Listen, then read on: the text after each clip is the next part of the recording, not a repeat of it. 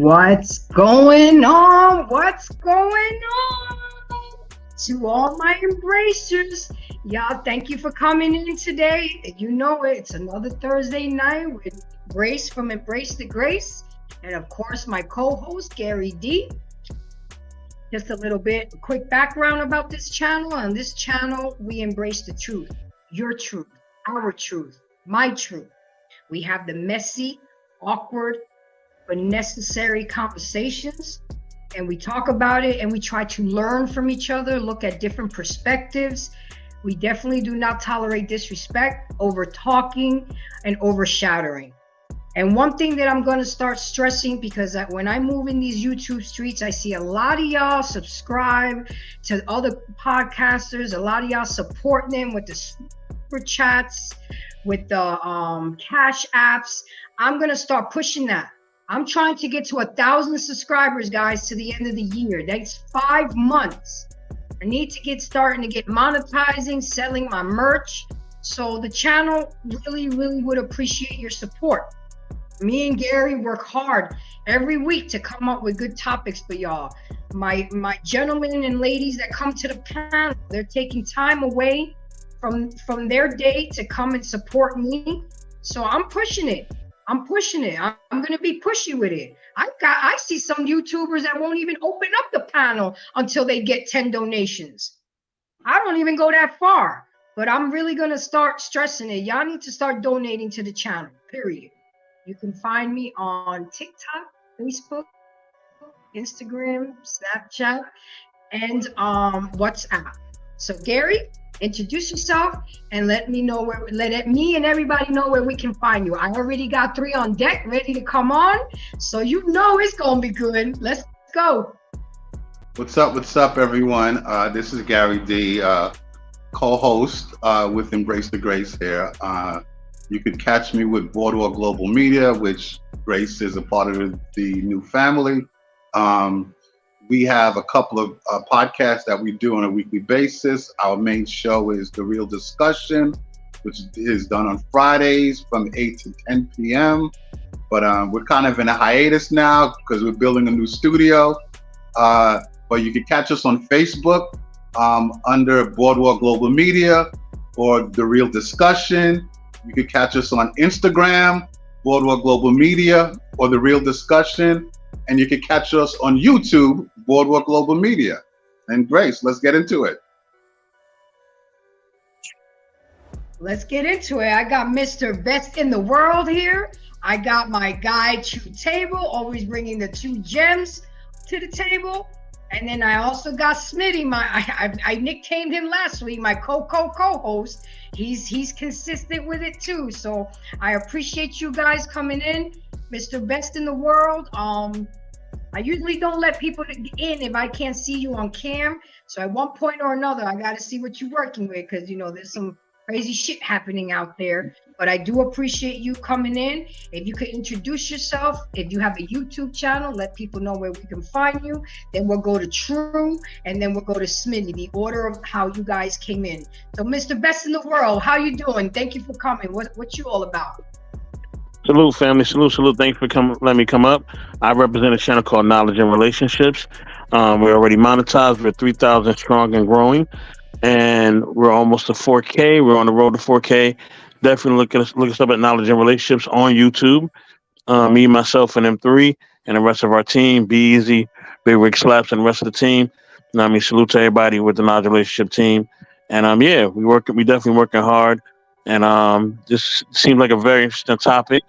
And I would definitely love to chime in. Awesome. And again, thank you for coming. True, how you doing tonight, sir? I'm Gucci, you guys. How's everything going? Good. That's good. So yes, my name is Daniel Rucker. I'm with the True Table YouTube channel. Talk about all things relative to men's mental health. I'm an advocate for men, so I definitely support the things that we do. Relationships, self-awareness, and I'm just here to add to the conversation. Thanks for having me again, Grace. Absolutely. Thank you for coming because you represent a generation that's lost, but you seem to have found your way to some common sense and some integrity, and we need that. We old heads over here, so we need that fresh, new, refreshing thought process. So I appreciate you coming on. And to my boy Smitty, how you doing, sir? What's going on? Can y'all hear me? Am I nice and clear? Yep. Yes, you are, sir. So let people know where we can find you. Definitely. You can find me at the JVJ Network every Friday, right? For the Friday night talk at 9 o'clock on Eastern time. You can also find me on Smitty's Corner. Now, what's taking place, just in case, real quick for people to know, I'm working on getting my data cleared out. I got a bunch of videos loaded up. I can't load them because my storage is full. I've never gone through this before. So other than that, you can catch me here at Grace as her co-host, every Thursdays as well, at 8 o'clock. So other than that, I digress. My mic is muted. Let's have a great show, Grace. Let's do it. Absolutely. And last but certainly not least, I have to get used to it. You guys will also find me on the JVJ Network. I have become a permanent podcaster on Thursday nights, so I will be streaming on JVJ Network as well on Thursday nights. This is a network that Let's Talk JVJ has collaborated with a lot of up-and-coming podcasters. So if you guys are interested in becoming part of the team, hit them up. So shout out to the JVJ Network. So make sure you sub up to that network. Everybody on the panel, everybody who comes in, and of course, embrace the grace. So what are we talking about tonight, gentlemen? This was a heavy one for me. I didn't realize just how much information. So we're really going to have to split it in part 1 and part 2. because we would have went over almost 4 hours if I would have went through all the material that I got. So tonight we're going to cover what insecurity is, the types of insecurities, and the effects of insecurities. And y'all gonna have to tune in next week to learn about the most common insecurities for women, the most common insecurities for men, and how we can help each other deal and cope with these insecurities to maintain healthier relationships with ourselves and with others. So with that being said, I am going to go around the panel because I want to see what you guys have embraced on what insecurities are. So of course, Gary, what is your take on what insecurities is? You can think of yourself or others, but what, in a nutshell, what do you think is said when somebody brings up, oh, you're insecure, you have insecurities? Insecure to me is I guess an issue that it deals with like lack of confidence, in a certain area. Maybe the way someone how they may look, maybe a body part, maybe how they talk. It could be a number of different things. People have insecurities definitely in their relationships. I think that's very, very common. Then people have insecurities when they're at work. And then also there's insecurities that happen in just life in general that people have. But I do think that it's how people deal with it, right? Some people are more open with it. Some people are more subtle with it. So yeah, so that's my take.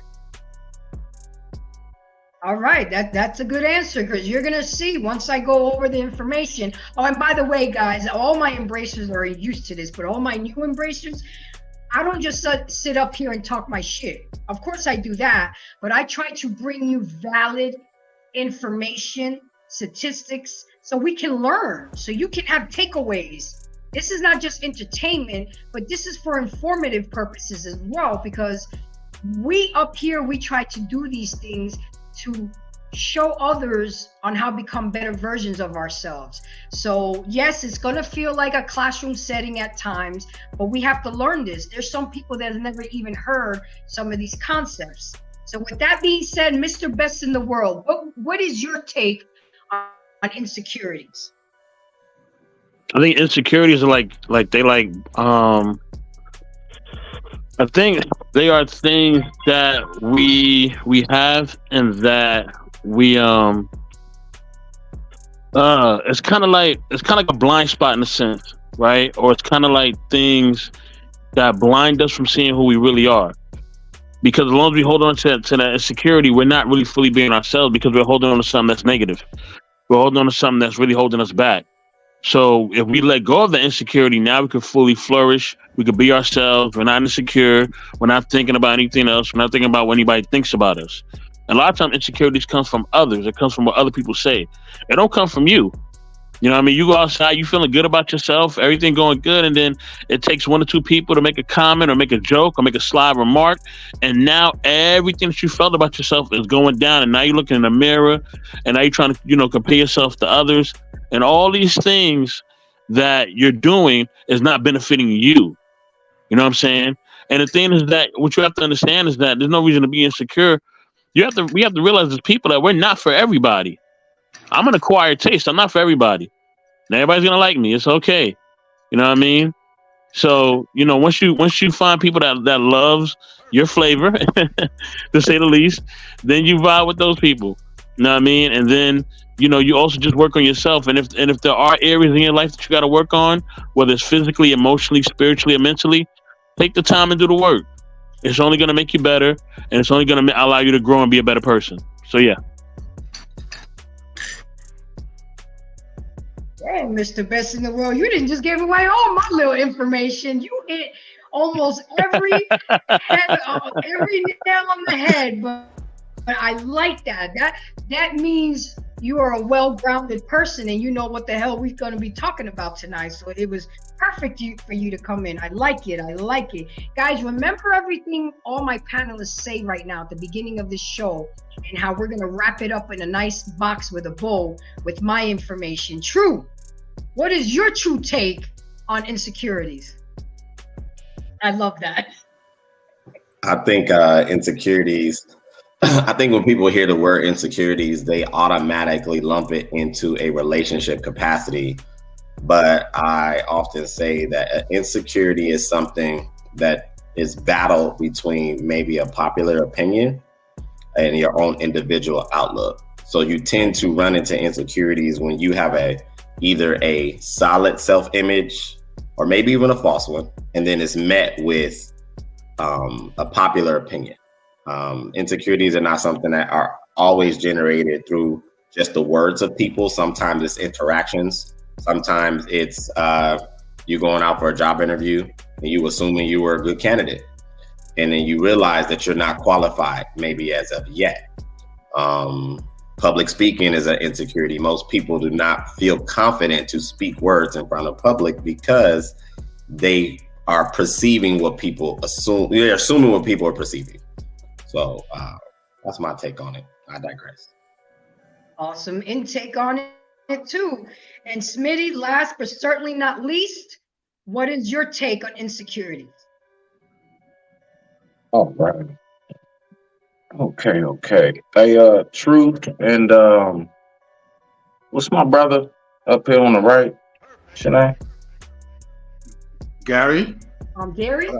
I know Gary. Next to you, Gary. Sorry. All right. Mr. Best in the World. Okay, best in the world. Yeah, Gary. Yeah, all y'all definitely have hit a lot of things. Definitely. So I just want to say salute to what y'all were saying. I just want to give credit to that. So what I got so far is this. I take it from a very much so life experience perspective. Insecurities consist of these qualities in an individual. Follow me. Showing off. Okay.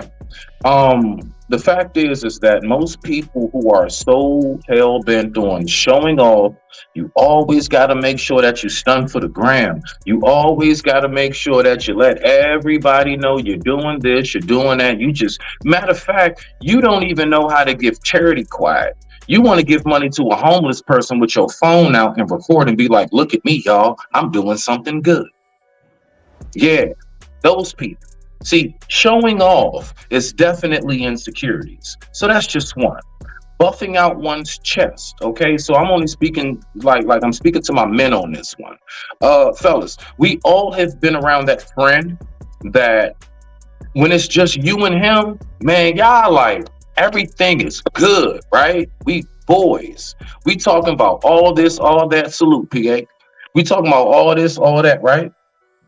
But then all of a sudden, when y'all get around a couple females or a nice little small house party, now all of a sudden this friend want to start trying to bring it up embarrassing stories about you or whatever else. So that insecurity, when I say buffing up your chest, I mean specifically the one who has to try to make themselves look good by putting those around them down. Insecurity, right? So next up, we got being loud with your voice. I'm talking about public wise. Being loud always in public with your voice and or look. You're insecure.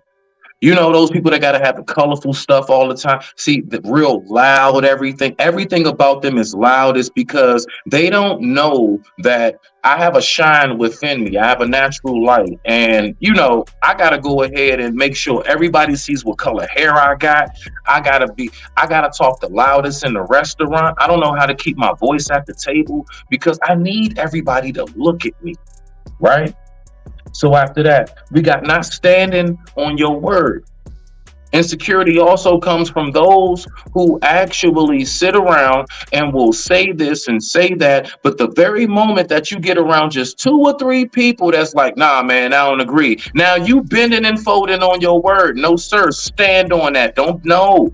Show the security within yourself and what you say. Stand on it. I don't care if it's 5 people. that's saying, nah, we disagree. If you now, I'm not talking about actual statistical facts. Like if you got 5 people saying 2 + 2 is 4, and you keep trying to say it's 7. No, I'm just saying, like, you know, when it comes to like things that can be subjective, right? The subjective factors of life. All right. Then last but not least, I would say over explaining oneself.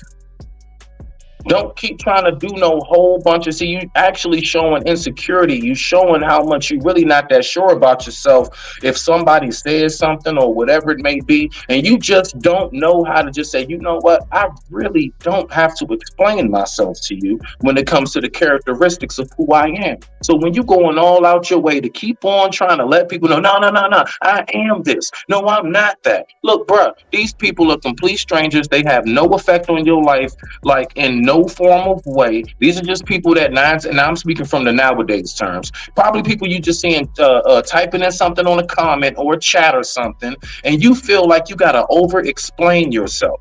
No. That also shows insecurities, because those who are truly secure within ourselves, we know that it don't matter what you say. I know what I consist of, and those closest around me know what I consist of.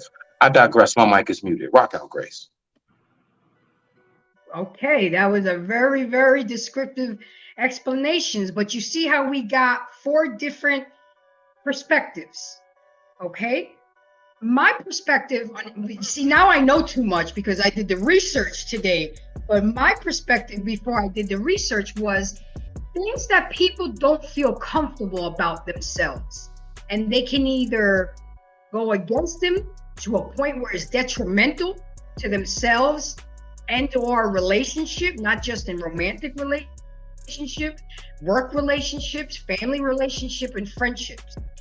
But it's deeper than that, guys. It really is. So with that being said, let me set the precedents. Insecurity is a feeling of uncertainty, lack of confidence, or anxiety about yourself. It's the anxiety you experience when you feel vulnerable and insecure.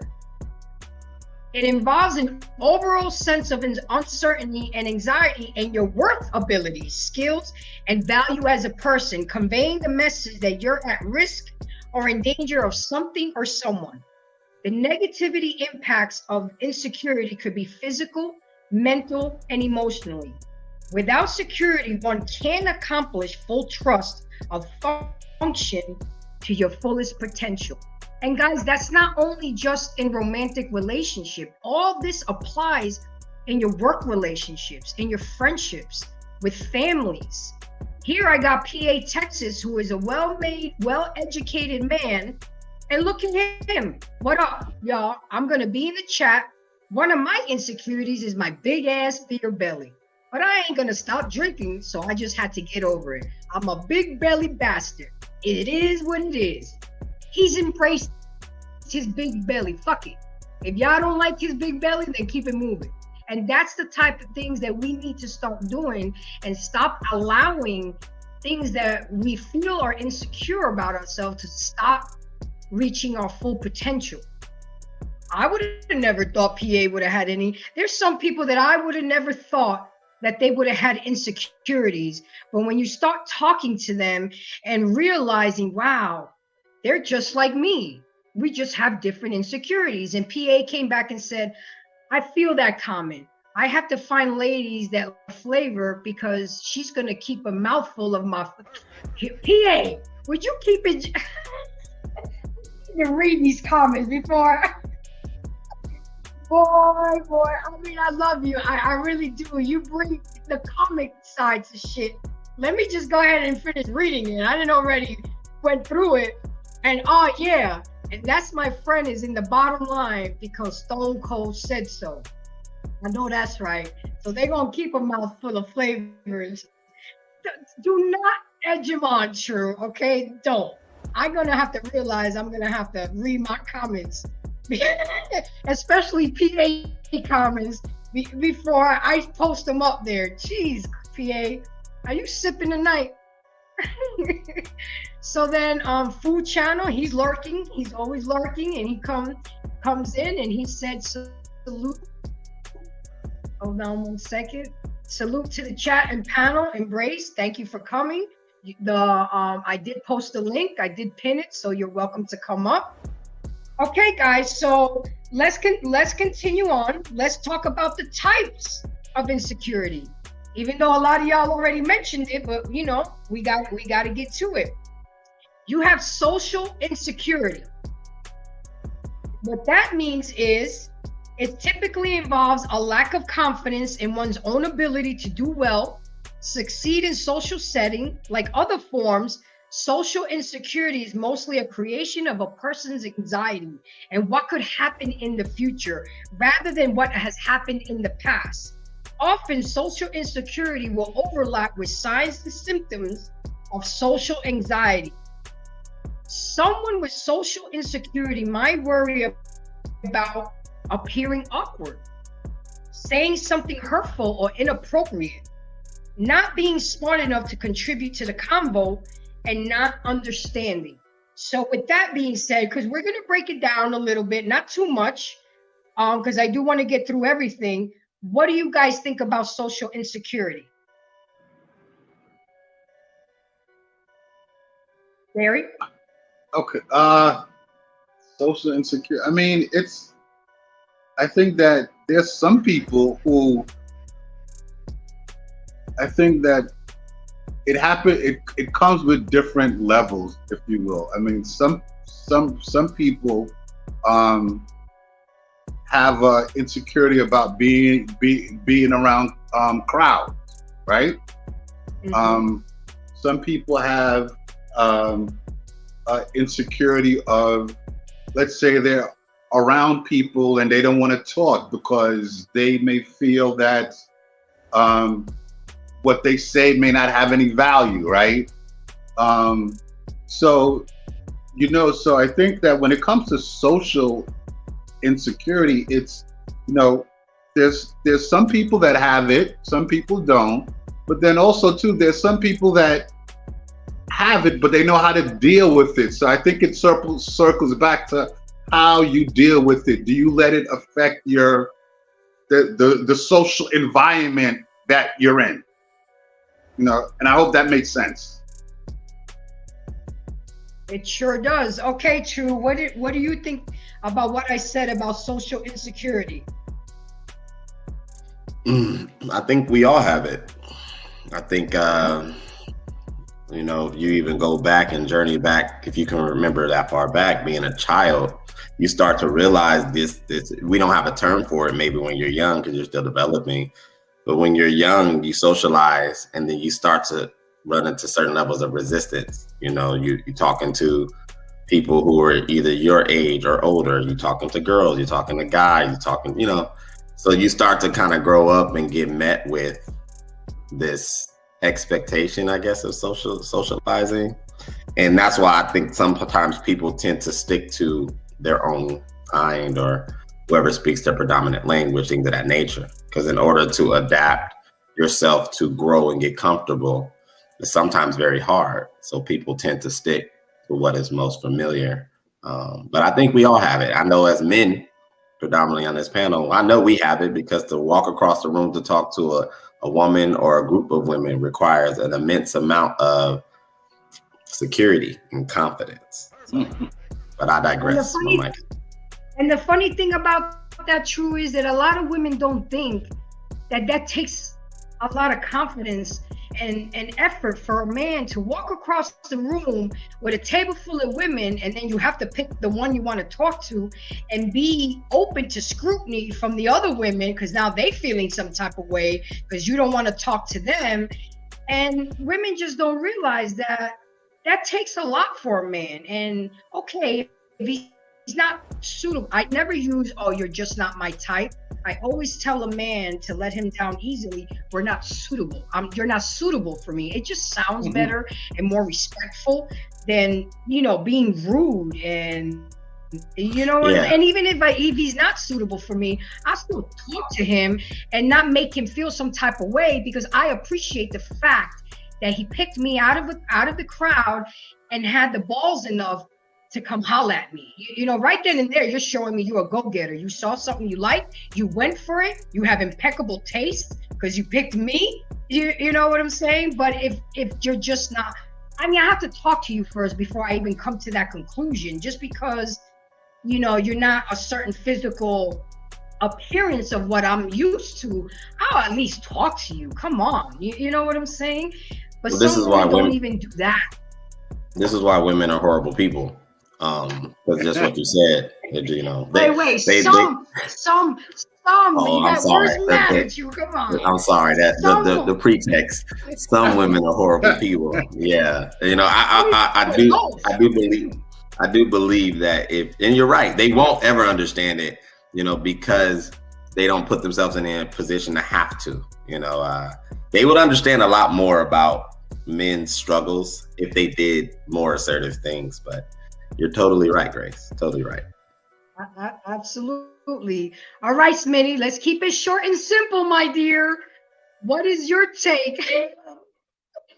I have to, babe, because you just be going all in, you know, on what I spoke about social insecurity. What do you have to say about that? 'Cause I know you be writing notes. Insecurity is bad. I digress. My mic is muted. Oh, stop it. What? You have You more to said say. short. Social insecurity. All right, fine. I got you. I'm messing with you. I'm messing with you. I'm messing with you. This is my thing, right? So to what Gary was saying, this is the thing, right?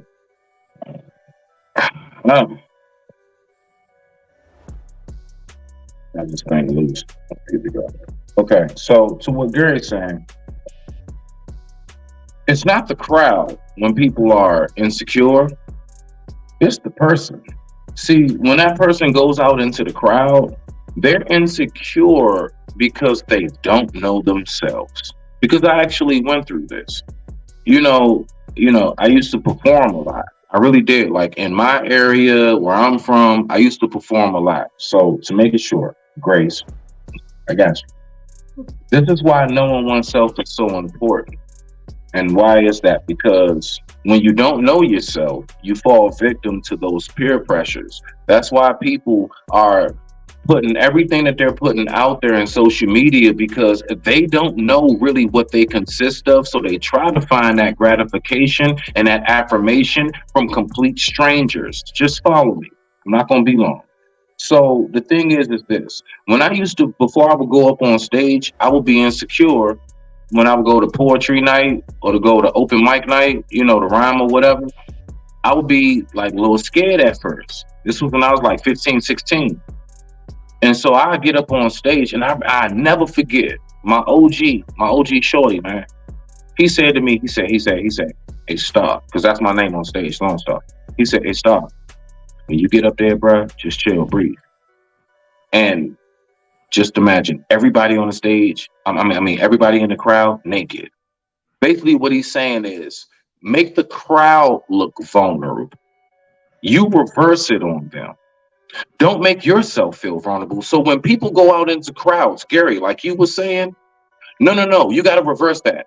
Because last but not least, to land it. Because what we don't realize is most people laugh at others because that laughter at laughing at your flaws gives them comfort in their own insecurities. That's how we get misery loves company, bro. You see? That that's all I was trying to get to, basically. So to land it, like when you got people who scared to go out because such and such gonna laugh at you, such and such gonna say something, folks do not realize, and I talked to my own daughter about this at 15. I'm like, baby, you don't realize how physically attractive you are, how much you have intellect. You have such multiple combinations. A lot of people don't know how to deal with that. So what they'll do is they'll find any small thing. If you tripped up on a step, anything, look at that. Why? Because their insecurities, if they can find any flaw in you, that makes them feel better to know, oh God, thank God. I thought this person was so great. At least I brought them down to my level. And that's vicious. I digress. My mic is muted. I just want to keep it short. All right, let me chime in here. So, I you know, appreciate that. Go ahead, so Gary. what I'm what I'm saying, and I guess to clarify it a bit, in my experience dealing in the entertainment world, clearly you have, and what I've seen with a number of artists is, I guess, what you call stage fight, right? Where you go up on stage and you gotta perform in front of a bunch of people. Like, look, DMC from the legendary group Run DMC used to have stage fright, right? So, but he was able to overcome that and go perform in front of major crowds. Now, what I was saying is, in being around crowds of people, going to a festival, an event, I don't know, going to the market or something like that. Some people, they do have an insecurity about that. Like, that's a real thing. But I just want to make the distinct difference there. I hear you. I hear Okay, you. great. PA came back. I read the comment before I posted it up. So PA says another insecurity when you step to two girls, and I know the other one is going to cock block because I didn't talk to her. The worst is when the other one was interested and you picked the one that wasn't. Yeah, that's messed up. And I gotta give a shout out to my day No, to my no, boy PA, David. that's He not was relevant, nice. PA. I had to say it. I had to say it, Grace. PA, that doesn't, that no, that's apples and oranges. I will DM you later, sir. Rock out, Grace. Well, no, I have to readdress him. Pastor David Bynes, thank you for coming. We went to high school together and we still politicking with each other. So thank you for coming. I really do appreciate it. And he made a comment, active insecurities. Oh, I had it up there already. Active insecurities. Hold on. Create imposter syndrome. Yeah. And Leanne said she had to log back in. There was no sound. And then I was welcoming David. So with that being said, guys, we're going to move on to the next type of insecurity. And this is one of the most common, most popular insecurity that we can deal with. And that's body image insecurity. And most of us have it because it's human nature. We're always comparing ourselves to others. Those with body image insecurity will struggle to accurately perceive their physical appearance. Instead of having a balanced view of their characteristics, they tend to spend excessive time and energy worrying about how they look. Someone may be insecure at their whole body, or others may focus only on parts of their body, like their nose, ears, knees, and teeth. Some people may feel insecure based on a feeling judged by others, while others judge themselves more harshly than anybody else could ever. So with that being said, guys, we're going to go around the panel again. We're going to talk about your take on body image. But keep in mind, guys, that this is an insecurity that most people have. We always want what we don't have. I like straight hair. I got to pay to get straight hair when I have natural curly hair. There's people that pay money to get curly hair. So we always want what we don't have. So Gary, what's your take on body image insecurity? Grace, real quick, I'm so sorry. I just want to, because I'm writing down my notes. I just want to know before you get to me, are we talking strictly about the actual like your body, or or are we talking about body and clothing as well? Just in general. Okay, that's all.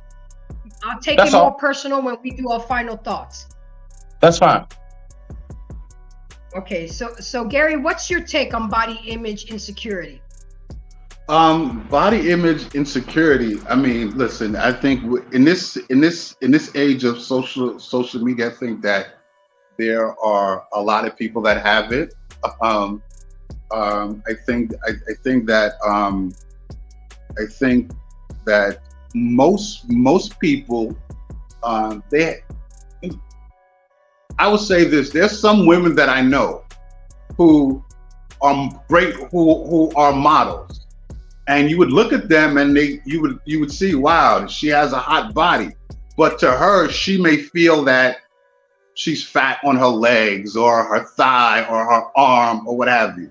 So so when it comes to body insecurity, you know, it it just varies, because I mean there's some people, they want, like with most men, I think, the idea that pushed into our heads about having a six-pack of abs, right?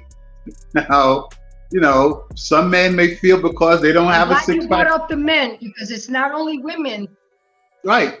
So because it's not only women that have insecurities about their body. I'm glad you brought up men. It's because the image, right, that's been pushed in men's face ever since we were kids, or I mean for decades now, is that the man is supposed to have the six-pack of abs, right? That's going to be the more desirable man, right? So now we've come to a point where you don't even got to work out now. You could go get the cosmetic surgery to give you the six-pack of abs, right? And there are people that have gone, there are men that have gone that far, right? There are men that have gone that far to do that.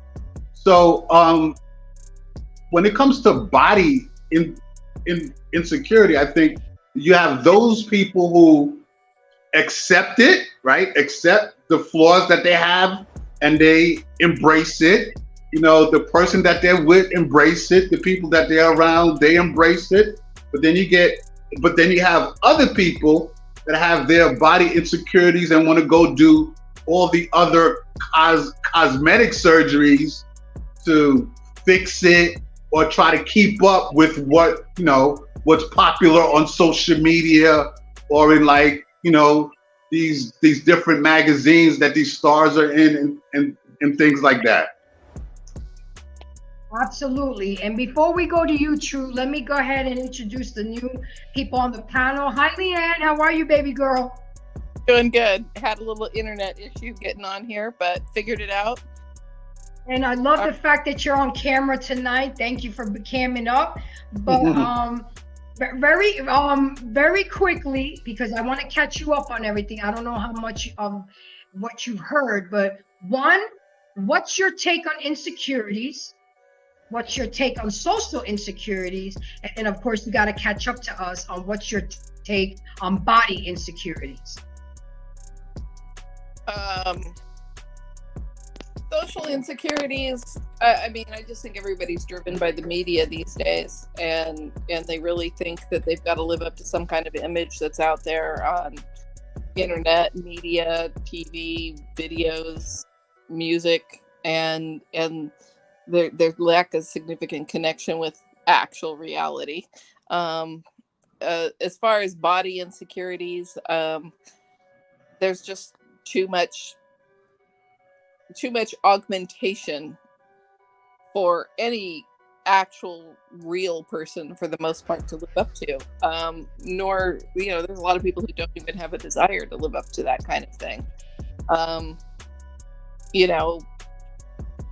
Yeah, I mean, I don't have a lot as far as that. I don't really exist in that realm, so. I hear you. And Simon, welcome to the panel. I appreciate you. Same question goes for you, so I can catch you up with everybody at the party. What is your take on insecurities, body image insecurity, and social insecurity? All right. Can you hear me? Yep, we can hear you. So can you say that first question again? Because there's like a 3-part thing going on there. What's your take on it? What's your take on insecurities, period? Let's just start there. Yeah, so I think insecurities is a thing that is an innate dysfunction that is literally created by the parents initially, and then it's transitioned to sort of education. So, you take what you take from your parents initially as a child, like up until the age of 7 per se, and then you get into the education system, and then it's in their hands really. And literally strangers have the choice of predetermining what your future is. and they don't really care for you in that sort of sense. Like, so they're really disconnected to you. And then it's up to you to understand whether you take your own road or you start to follow what they say, and that predetermines most people's insecurities. And what's your take on body image insecurities? I love this question. So, sorry, was someone saying something? Yo, body insecurities. Yo, that's been nailed down, like in terms of body dysmorphia and things like that, which is not hugely spoken on.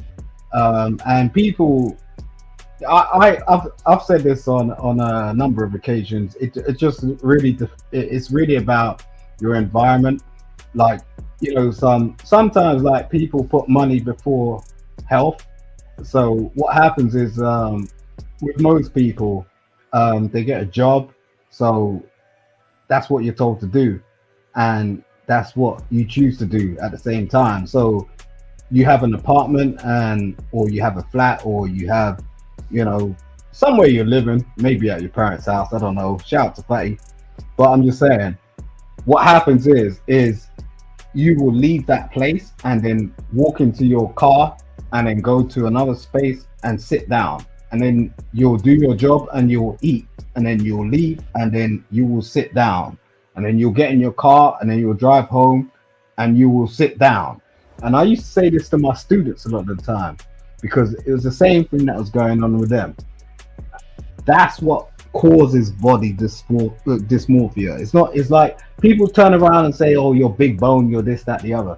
Yeah, whatever. That's not the case. You can simply reverse this in a matter of years if that's what actually you're trying to do. Like, Embrace. I've seen your Instagram. I've seen you doing them push-ups. If you really want to predetermine your body figure, get to work. That's what you got to do. Okay, duly noted. I appreciate that. Okay, True. So we're coming back around to you. Everybody's caught up. We're good. So True, what is your take on body image insecurity? I think all this stuff can be narrowed down on the foundation of acceptance, and that most of the insecurities, whether it be body, whether it be social, starts with the way our society was structured. We created a system that measures human performance as well as social acceptance. So people tend to derive their value based on that, and that's now just on 10 with social media. It's the same thing. The amount of likes you get, how many subscribers you have. So it's the human experience on hyper galactic levels. It's just bandwidth now. Most people, I don't really believe, even derive that much value off of their physicality until it starts to become something that translates to maybe romantic value or accomplishing a certain goal. And taking it back, like I said moments ago, especially something men have it, women have it.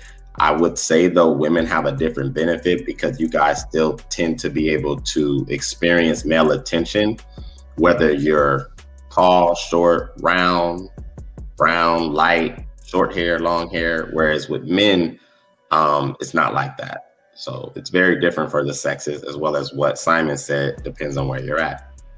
So I digress. My mic is muted. I think romantic. And Smitty? Sorry. Go ahead, Simon. Go ahead, real quick. No, I was just saying, like, the point True made about romantic positioning is kind of important. But yeah, I'll come in later. Okay. And Smitty, what is your take on this?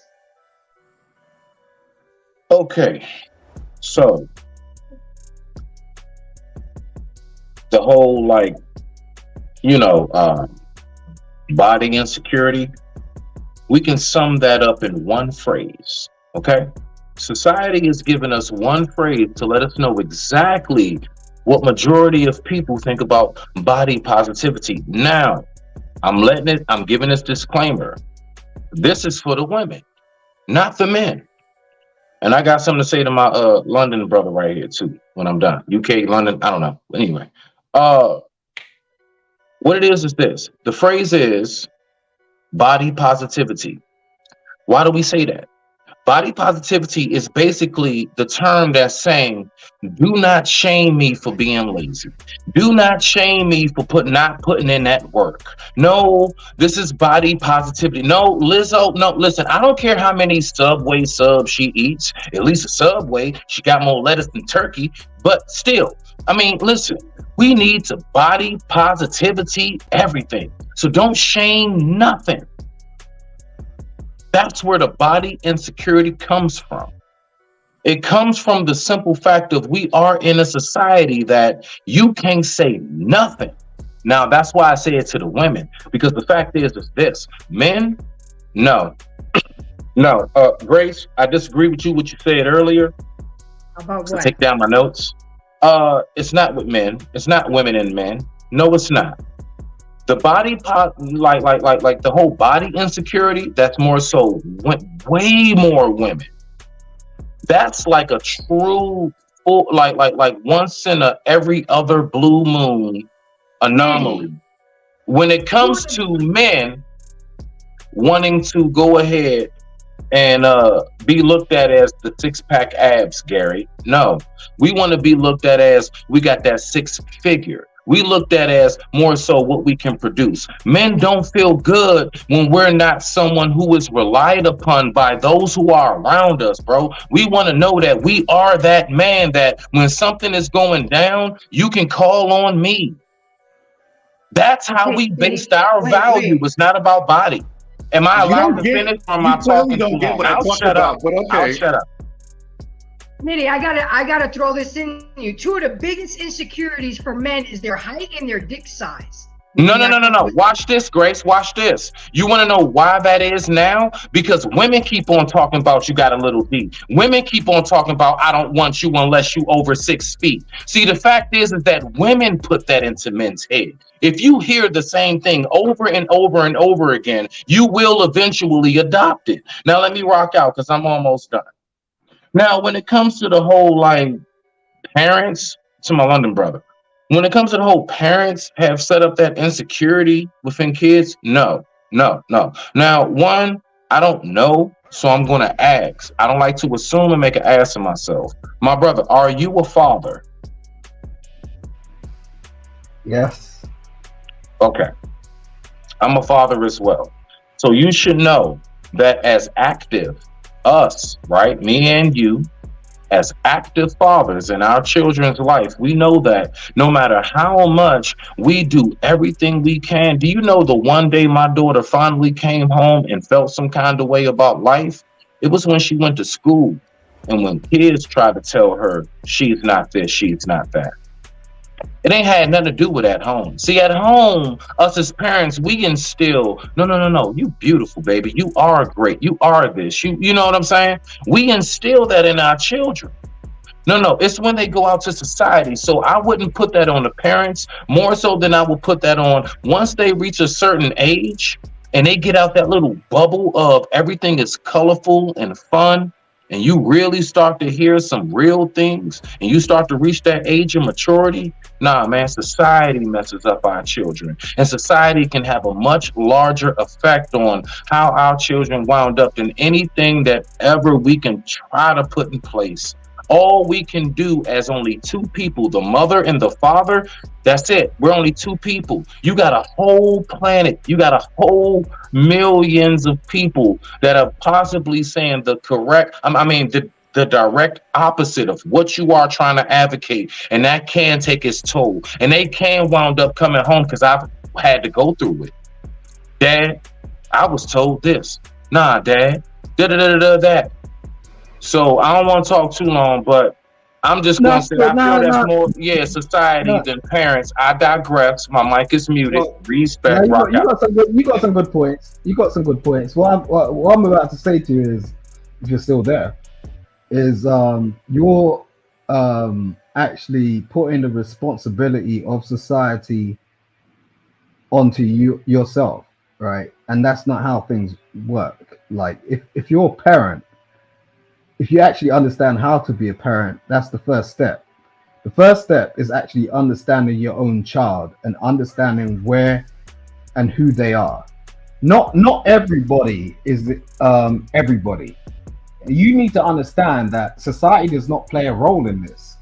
Like society is a benefit. It's like a bonus. It's like, you know, when you go to the supermarket and you see like something and you're like, oh, that's a bargain. It's like, no, that's society. They're providing that bargain for you. But the fact of the matter is the baseline core is that you're the damn parent. You cannot blame society. You can't blame people. You're the individual that's been raised by somebody. You're able to do that. You're not in a wheelchair. Grace, may I please? I don't wait. Hold it. I don't see. No. When you done, I'm just asking the host if I can address you. I got something to say. All right. When you done, I was asking the host because I want to rock out with you on this real quick. All right, cool. Hold on, Simon and Smitty. I'm gonna have to agree with Simon because you start off with insecurities from your household. My mother was the biggest person to install insecurity of me because of my weight. She would call me fat more than the people in society. She would go off on me about my weight more than the people in school. So for my own mother to do that and then to go out there in society and have that put on top of that, because that was one of my biggest insecurities was my weight. I've learned to embrace it, especially when I started modeling for plus size. But yes, Smitty, it does start at the home because there's parents out there that are not nice, that are not as loving. You got parents that tell their kids, you ain't shit, you black as fuck, you're fat, you're dumb, you're stupid. And that is already forming their sense of security of your own parents. One day I went to my dad, Smitty, and I said, hey, Dad, I lost 25 pounds. You know what his response was to me? Oh, that's like taking a cup of water out of the Pacific Ocean. I'm like, damn. you know what I'm saying? But you see, it does start at the home. I didn't finally I'm still always going to be insecure about my weight because that's just something that was installed in me at a young age. But it does start at the home, Smitty. Not everybody is as awesome as you as a dad. My dad would tell me I was beautiful, I was this, but then in the next breath, he was like, you need to lose some weight. But then in the next breath, we sitting down eating a half gallon of ice cream. So it was very confusing to me as a child and a lot of mixed signals. So I would have to agree with Simon that, just like we teach good things to our kids, we teach them bad things too. And every parent is not a good parent and shouldn't even have fucking kids. Can I please, Gary? Hold on, let me just let me Gary. Go ahead. Let me chime in here. No problem. So, circling back to the body positivity, we live in a society now where everything is optics, and you have both women and men that have become victims of body positivity. Now, clearly, it's a lot more women, right, that go and do the cosmetic surgery and stuff like that. But also you have men that do it. Now, it's not on the same level, but still, it's an issue because of what we see, or what we see that's put in front of us, whether it's on TV, in the movies, the certain type of models. Look, I think those of us that are maybe 40, maybe at least 40 and up, growing up, the top model was this guy named Fabio, right? Right? So, right, that's what was thrown out, right? In front of so if you didn't look like him, you were not going to be the desirable man, I don't know Right. what you're talking about, but yeah, I Right, understand. right. So all I'm just saying is that we're in a society now, especially with social media, that women have to need to look a certain way, right? And then you have some men that feel that they need to look a certain way. Now, clearly, it's a lot more women than men, but that's just where we are now. Maybe go I'm ahead, done. jump in. All right, so when you all are talking about, so I get you, Grace. Now, I want to make this very clear to you and my UK brother, right? My London brother, both of y'all specifically. I will not take away from your experience. I want to make that very clear. I don't want y'all to think for any second what you all are saying I'm trying to discredit. No, That's a not good at point, all. bro. That's a good point. But what I am understand going to that, say, yeah, I understand what you're saying. Go.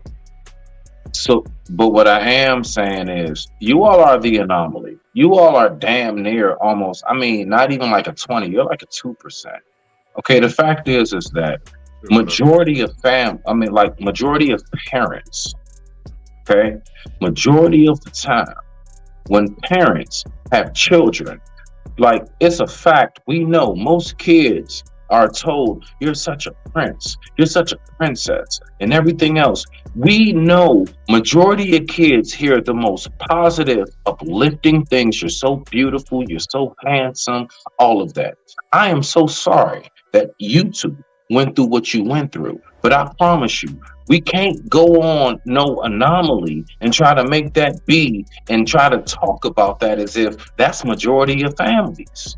I'm sorry, Grace. No, boo. No, it's not. It's not. Majority of mother and fathers, no matter how effed up they may be, no matter they may be on drugs, alcohol problems, or whatever it is, if they ain't beating the crap out of and locking them in closet, if it's not that, I promise you, because we know many stories of people who grew up and said, you know what, like Pop, Tupac, his mother was a crackhead, all of that. That Lord, man God. still, hold on now, I'm about to land it. That man still got a song called Dear Mama. Regardless, And that I want song's us to beautiful. think about what I'm really saying right now. Majority of people still recognize, regardless of my mother or my father's flaws, regardless of what it is that they weren't able to necessarily, because when we get older, we start to see these things. You don't see them at first. A lot of us don't realize I was poor when I had peanut butter and jelly for lunch and I had a bologna sandwich and cheese for dinner. I thought that was real deal. No, my peoples just was able to hide it. There's nothing See, that's wrong what with y'all peanut not butter and jelly realizing. A sandwich, lot bro. of kids came up with real love. No matter how dysfunctional in its own way it might have But a been, lot of them they did it. only saw that in the end. So to land it and shut up, and I'm going to give you the floor, I do disagree, because honestly, truly, what you all are speaking about is only a truly, I mean, like a fragment, only like cracks in the glass of the full mirror of what parenthood is. I digress. My mic is mute.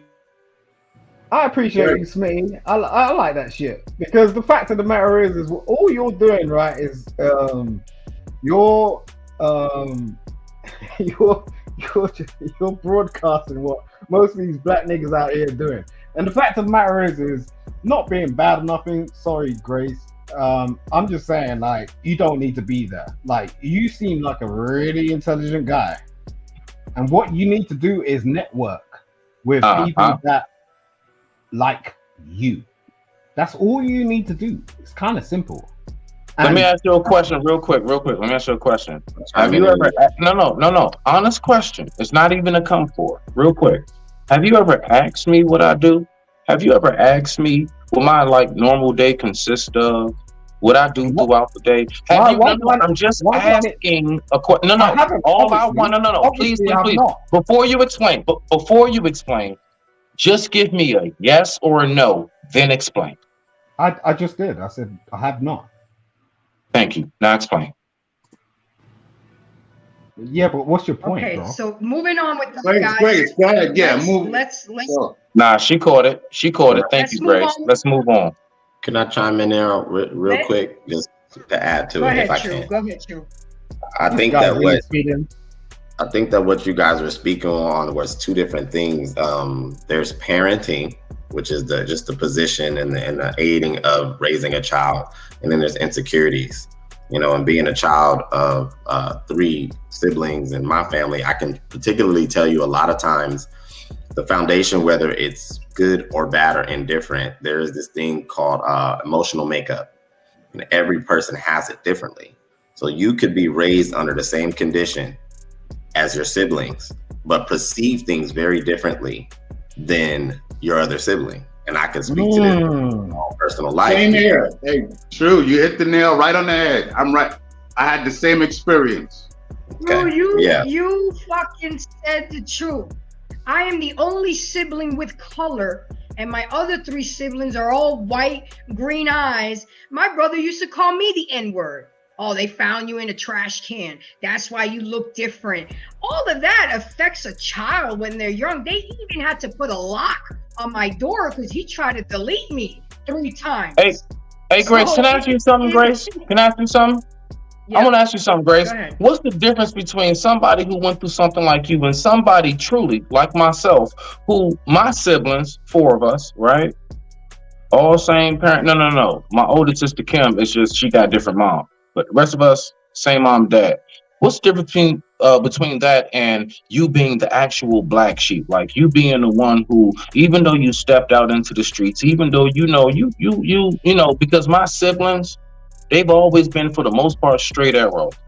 Kept jobs, graduated. I'm the one that stepped off the porch. I'm the one that went out up into the streets. I'm the one that went off and messed around with my uncles and my cousins. So what's the difference between somebody with what you talking about and somebody who does have all of us are blood, all of that, we look alike and everything. You can see clearly, oh yeah, I can see that's your sister. I can see that's your brother. But yet you the only one that's looked at like you the F up of the family. Only because you're the only one that went to prison. The difference is that my parents made it obvious that I was the black sheep of the family. That I was my dad's favorite, but overall he loved his son. My brother couldn't do no wrong. He was harder on me, and I was the baby, and he was on my brother. Because he was, I don't know if you guys know the culture of Italians. When an Italian father has a son, that's their whole world. It's the same thing in Latino, because my family's background is Cuban. The sons are like royalty. So I know what you mean. I know what you mean. My mother absolutely adored my brother, but me, I had to learn a lot of shit on my own. My dad would be like, here's $1,000, find a place to stay for 2 weeks. I'm taking your mother to Vegas.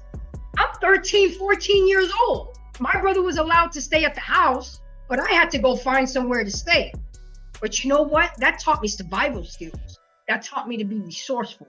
That taught me to gain the streets. Because I literally, how do you give a 13-year-old, here's a stack, find somewhere to stay for 2 weeks?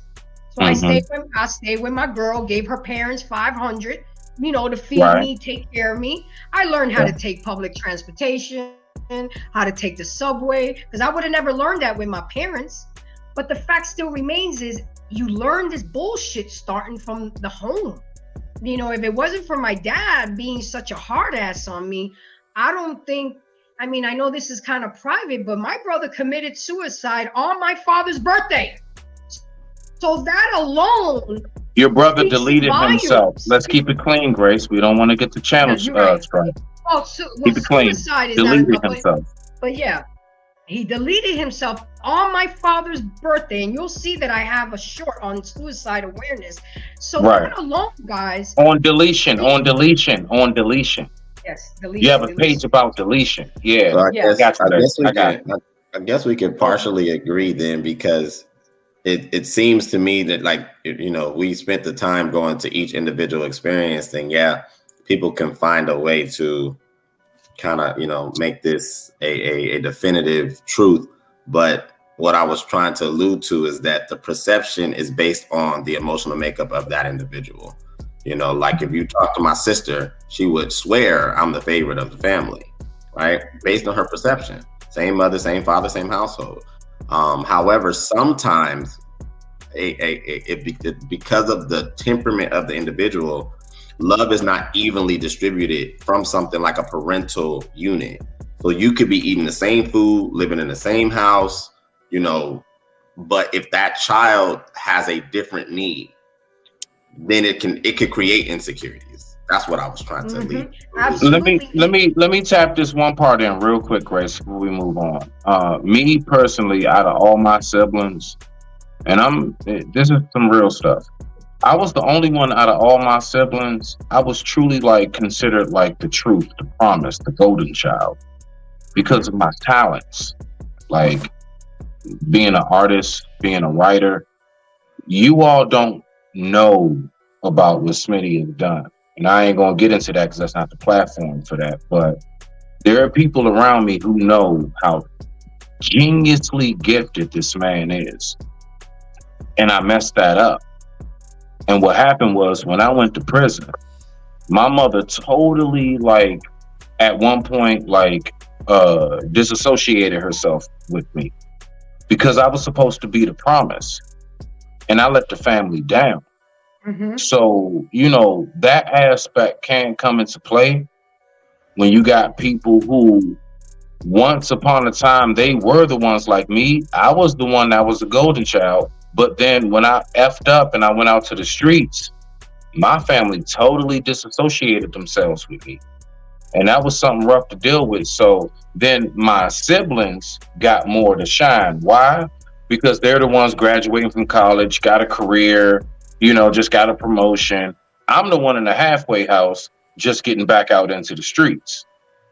So, you know, that can happen as well. And y'all were raised in the same household. Right, You say what? that was your fault. You made. You're absolutely right. No. Watch this. You're absolutely right. Never, not near one point while in the jail cell, while on the streets, while I was struggling, even this very moment, I have never blamed no one else. The only thing that I'm speaking about is what I've went through. You are 1,000,000,000% correct. That was 100% me. I fucked up. You right? That's right, bro. Thank you for recognizing that. No, Grace. Okay, keep it moving. I don't think you fucked up. I think that's just part of the process, and I think absolutely. Simon, let me go ahead and move forward with this because we're already into an hour and 15 minutes. Another type of insecurity is job insecurity. It centers around a person feeling inadequate in the workplace. They may have overwhelming doubt, confusion, hesitation, and anxiety at their job, and constantly feeling like a fraud. Students in all levels of school experience a similar type of insecurity that leads them to question their intelligence, ability to craft a well-written paper and apply knowledge as needed. In either case, people with job and school insecurity face problems including failing grades, poor work performance, and leaving tasks unfinished. What I'm going to say about job insecurity is this is one of my highest level that I'm secure in. I know I'm good at my fucking job. I will tell a job in a heartbeat. I know my worth. I don't need an evaluation. I don't need a raise. I know, I've told this to my boss. I know I'm a Michael Jordan on this team. You know why? Because I've been here 9 years. My customers come back. They praise me. I just wish that same security that I had in my job security, I had in other areas of my life. But being that said, we're going to go around the panel, guys. Keep it short and simple. Tell me something about what you guys have to say with job insecurity. I'm going to start with Leanne because she's been quiet for a minute. Leanne, what's your take on job insecurity? I think a lot of people, let's see. I'm a hard person to ask because I've always been self-employed because I'm a terrible employee. I think policies are lame and I don't follow the rules. Typically because the rules are to make somebody else comfortable and not to be more productive or to really create an effective work environment. You know, I own my own business. I'm a professional seamstress. I specialize in bridal. And from the time I literally bullshitted my way into my first jobs, I said, oh yeah, I can do that. Never done it in my life. but I walked in and I did it. So I've not experienced that specifically because I just kind of walk in like a boss and then take over, and have done so from the beginning. But I've watched other people do it. In my profession, there's a lot of people that have a lot of skills, and they walk around, they tiptoe, and they think that they're worth a very small amount of wage, yet there's only a handful of people with the abilities that they possess. And so I guess my experience in that comes from the other direction. I watch other people with those insecurities, and I'm like, you know what you're worth? Like, this is a joke. I mean, one of the first things, I worked at David's Bridal way back at the beginning, and I walked in and I was making more than the manager was, who'd been there for 2 years, and found that out a week into it and told her, you need to go ask for a raise because I make more money than you do. And you're supposed to be the boss of me. You know, there's just a lot of structure to that there's a purpose for insecurity in the workplace because it keeps everybody under control. And so that's kind of my perspective on it. I think if you're willing to do your job, you're willing to show up, you're willing to learn, and you're willing to keep.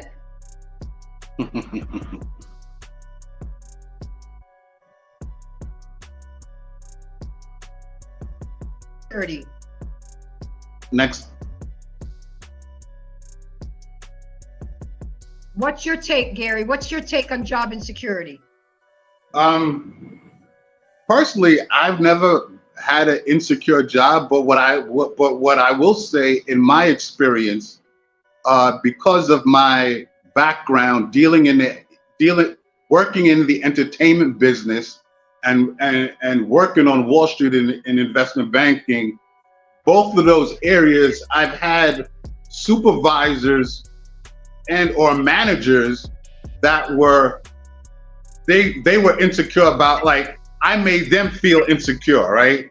So they, you know, when I came into the picture, you know, they felt like I knew a lot more than them. So I guess they weren't the know-it-all. People were coming to me and stuff like that. You made a Michael Jordan quote, which is something that I used to use, where when it comes to what I do in the entertainment business and even in investment banking, I'm the Michael Jordan of that shit. Nobody can stop me. I'm on, like, people know that when it comes to that, I know my shit. So the people that the companies that I've worked for, I've had supervisors and managers that they were insecure, right? I made them feel insecure. Mm-hmm. They felt threatened. Exactly. Okay. I hear you, Simon. What's your take on job insecurity? I think it's kind of interesting. The thing is if you're a boss, if you're a real boss, if you actually understand stuff, if you actually have led companies, if you've led employees, if you've led hundreds upon thousands of people, you'll really understand what that means. So what that means is you're not actually a boss, like, you're a manager of people, and their lives are in your hands, because most people are ordinary people. You know, shout out to John Legend. The fact of the matter is most people just want to get on. They have things going on in their life. They have relationships. They have mortgages. They have, you know, things that they're trying to set up on a basic premise. And if you've ever been in a position where you can predetermine people's lives, you wouldn't speak little on them. Like, what happens is you need to understand the overriding premise of this, which means you're building something that's bigger than what they're building, which does not lead to insecurity. You can't be an insecure boss. A boss cannot be insecure by definition. I I don't know. I think a lot of them are. That makes him a bad boss. I think that, Absolutely. see, when you're dealing with people that are at least in my experience, dealing with the corporate world, when you're dealing with people that's in middle management, unless they really know how to manage people effectively, right, and let people grow to their best person that they are, or grow to their best potential, then that's not a problem. Now, if you're the CEO, the CFO, or president, you should, and more times than not, at least in my experience, when I talk with them, my conversations are easy. There's no threat, there's no insecurity, right? So a lot of times these insecurity issues happen from middle management and supervisors. Yeah, because they're always trying to get somewhere. Because if you've not experienced being a COO or a CEO, obviously that's your goal and ambition. So there's obviously someone you need to tread on, right? So that breeds a certain level of, I would say, animalistic sort of mammal. Yeah. Predatory. Yeah, but listen. See, I think that, you don't, at least from what I've witnessed, you don't have to step on people to get to the top, right? One of the companies. No, you do. No, hold on a second. Hold on a second. I'm going to give you a prime example. One of the companies that I used to work for back in the days was Warner Brothers, which was owned by Time Warner. The chairman of the company at the time, Stephen Ross, Warner Brothers had like 97% of the global entertainment marketplace. Everybody wanted to be there, not only artists and executives, but people that wanted to work there because it was an environment that people thrived under. Where Stephen Ross, he gave his department heads authority. He basically was like, I don't care what y'all do, but at the end of the quarter, y'all need to make your numbers. Right? Yeah. So how did Stephen get to where Stephen was at? Well, Stephen bought different companies, but it wasn't like he stepped on people and cut people's throats. Really? Yeah, listen, I know the Warner Brothers story. Yo, I signed to Warner's, so I know Stephen. Look, I worked for Benny Medina, all right? So right. I know, like I know the whole history, right? I was part of the. I was say what you're talking about is, and I guess the point is insecurities, right? You're saying that these guys have not stepped on people. I'll tell you all day long. That's what happens. And you listen. No, hey, you're missing my point. You're missing my point. What I said Stephen Ross. He did not step on people like that to get. He created Warner Communication He created Warner Communication through acquisitions. Oh, he's perfect, right? He tiptoed around it. He didn't. I didn't say he tiptoed around it. Now so what you have other people. No, but you have now you have other people who stepped on people to get to where they are. All right, gentlemen, let's stick to the subject. Go ahead, Grace. But that's a whole different topic. We're talking about insecurities. Thank you. Okay, Smitty, your take on job security. What's your take on that? Say it one more time. Jones, what? Job insecurity. What's your take on that? What we've been talking about. Job insecurity. I really don't know how to answer. Okay, I mean that's okay. No. Finish what you were saying. I didn't mean to cut you off. When a person feels inadequate in the workplace, and they may have overwhelming doubt and confusion, hesitation, and anxiety about their job. What's your All take right. on that? So, yeah, I mean, a lot of what I have to say when it comes to insecurity will still all fall back to the same thing. It's about knowing oneself. The fact is, I don't care if it's a workplace, I don't care if it's a party setting, I don't care if it's just a family cookout, whatever it may be. When you are someone who knows yourself, when you know you, you know how to see the flaws in others, in a sense of like, you don't feel so insecure. You don't feel like, oh man, I'm in this work office space around all these perfect people who are so better than me. No, you know how to really look, and you know how to see like, nah, bruh, y'all ain't no better. And what? And you really also kind of start to see, man, I'm actually, honestly, look, call it cocky, whatever you want. I'm possibly more intelligent on an intellectual level than most of you in here. Most of you in here just know how to look a certain way. And that's the problem. We get too infatuated with on how people look in society. And you don't even realize the whole time that person not even on your brain level.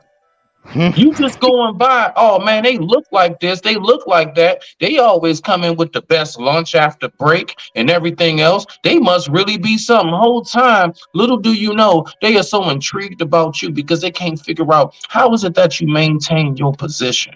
How is it that no matter how much all of us are trying to be like everybody else, you seem to stay to yourself and you seem to know how to hold your ground. So what will some people start to do? They'll start to pluck and pick at you. Now, what will happen? Most people will start to think that it means that there's something wrong with you because they plucking at me. Nah, bruh.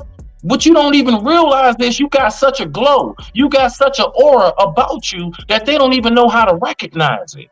They don't even know how to identify with it.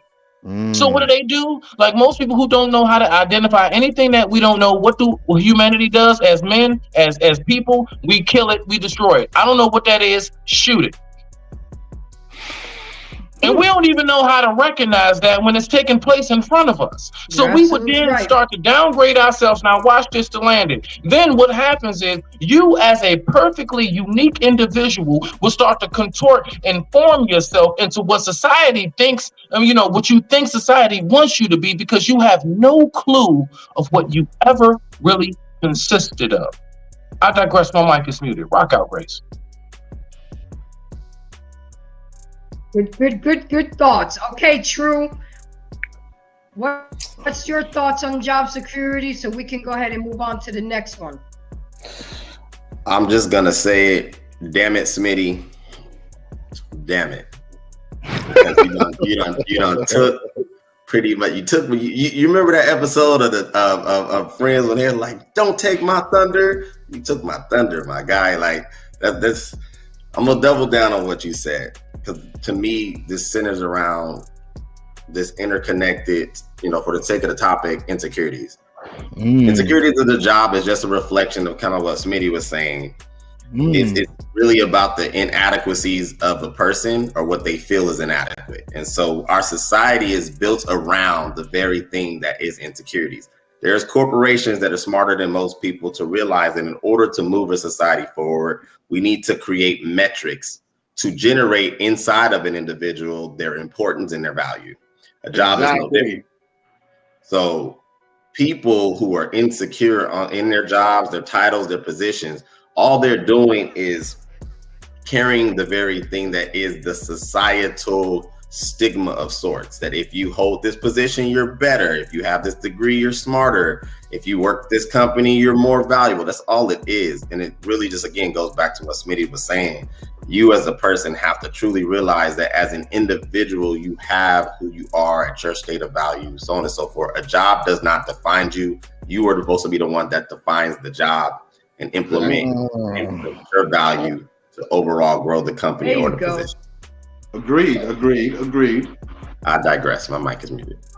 Let me read this comment from PA, Texas. He said 100% at Smitty. That is 100%. I don't look like I'm a computer scientist at all. Before my name got out there, I caught hell trying to convince people I was smarter than I sound and I look.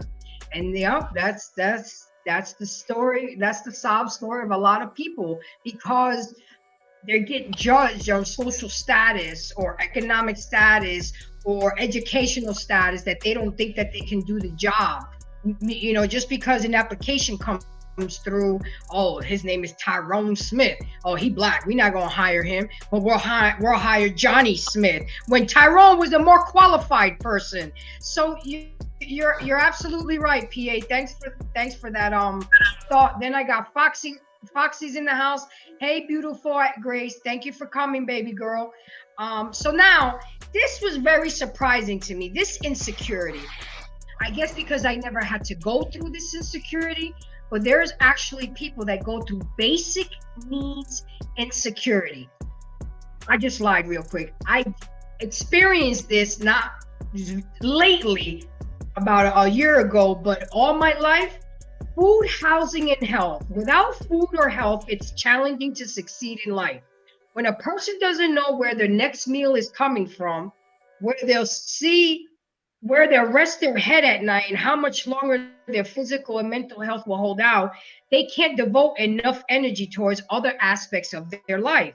This high level of chronic stress results in physical hardships as well as psychological hardships. The first thing that came to my mind was single mothers who are struggling just to keep basic necessities for their children.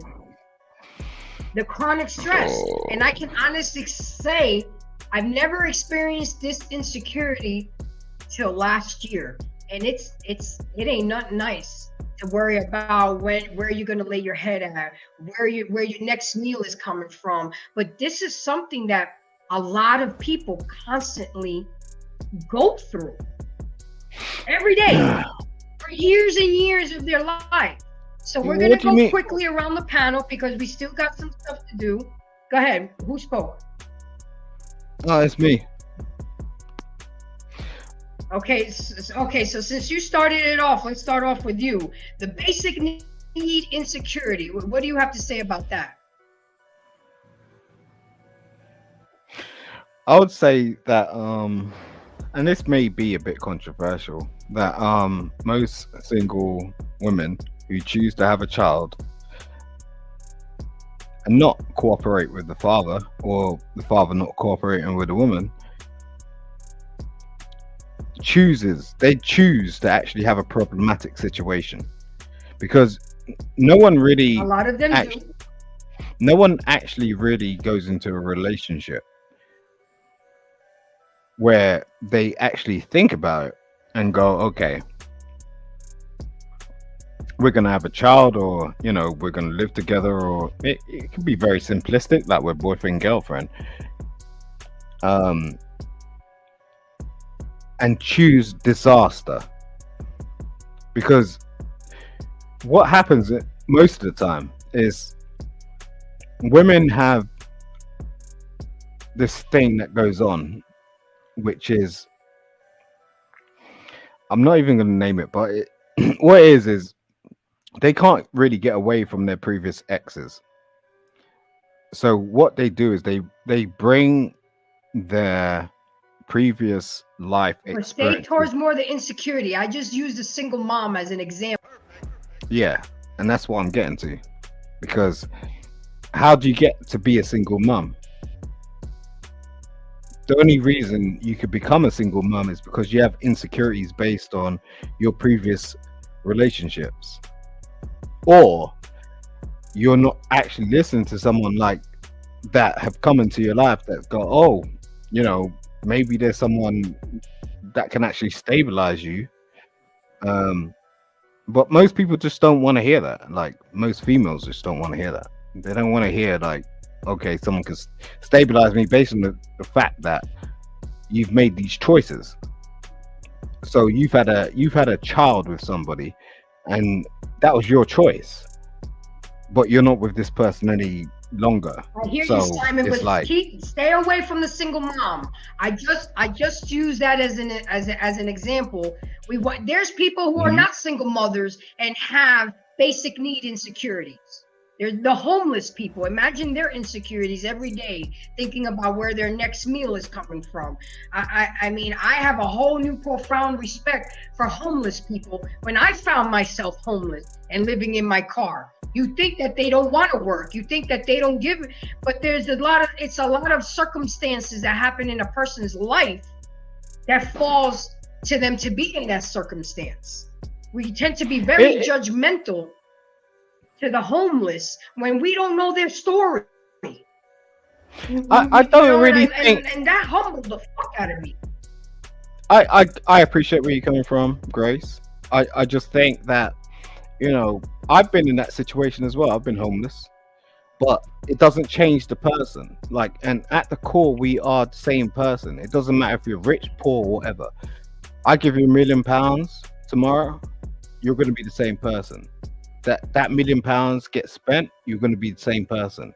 Whether you're homeless or this, that, the other, it doesn't really matter. The fact is like, what's your character? And if you're bringing children into this world, you need to be very careful. Absolutely.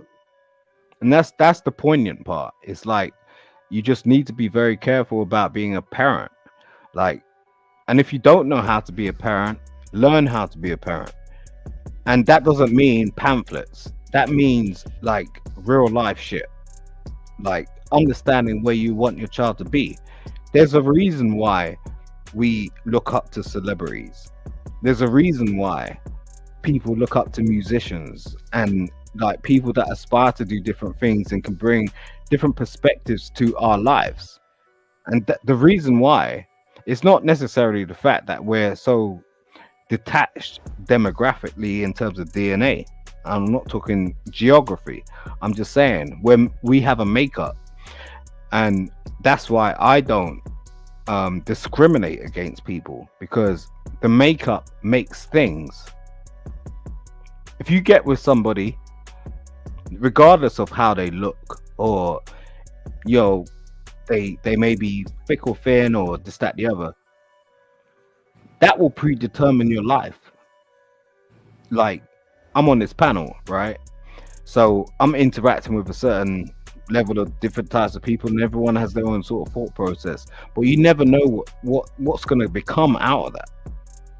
And the thing about it is that's just what it is. You get what I'm saying? So you can have insecurities about yourself, but what I'd say to the people out there that's listening to your platform is try and embrace your insecurities, because the only way you're going to understand certain things is by going through problems and solving them. And an insecurity is just something that you're going to encounter in a moment and figure that shit out, you know, because it's one of these things, like, it's a negative word, but at the same time, I love to find out what my insecurities are. I love it, because that's the only way I can move forward, because no one's telling me anything otherwise apart from trying to tap me on the shoulder and tell me I'm doing good. But at the end of the day,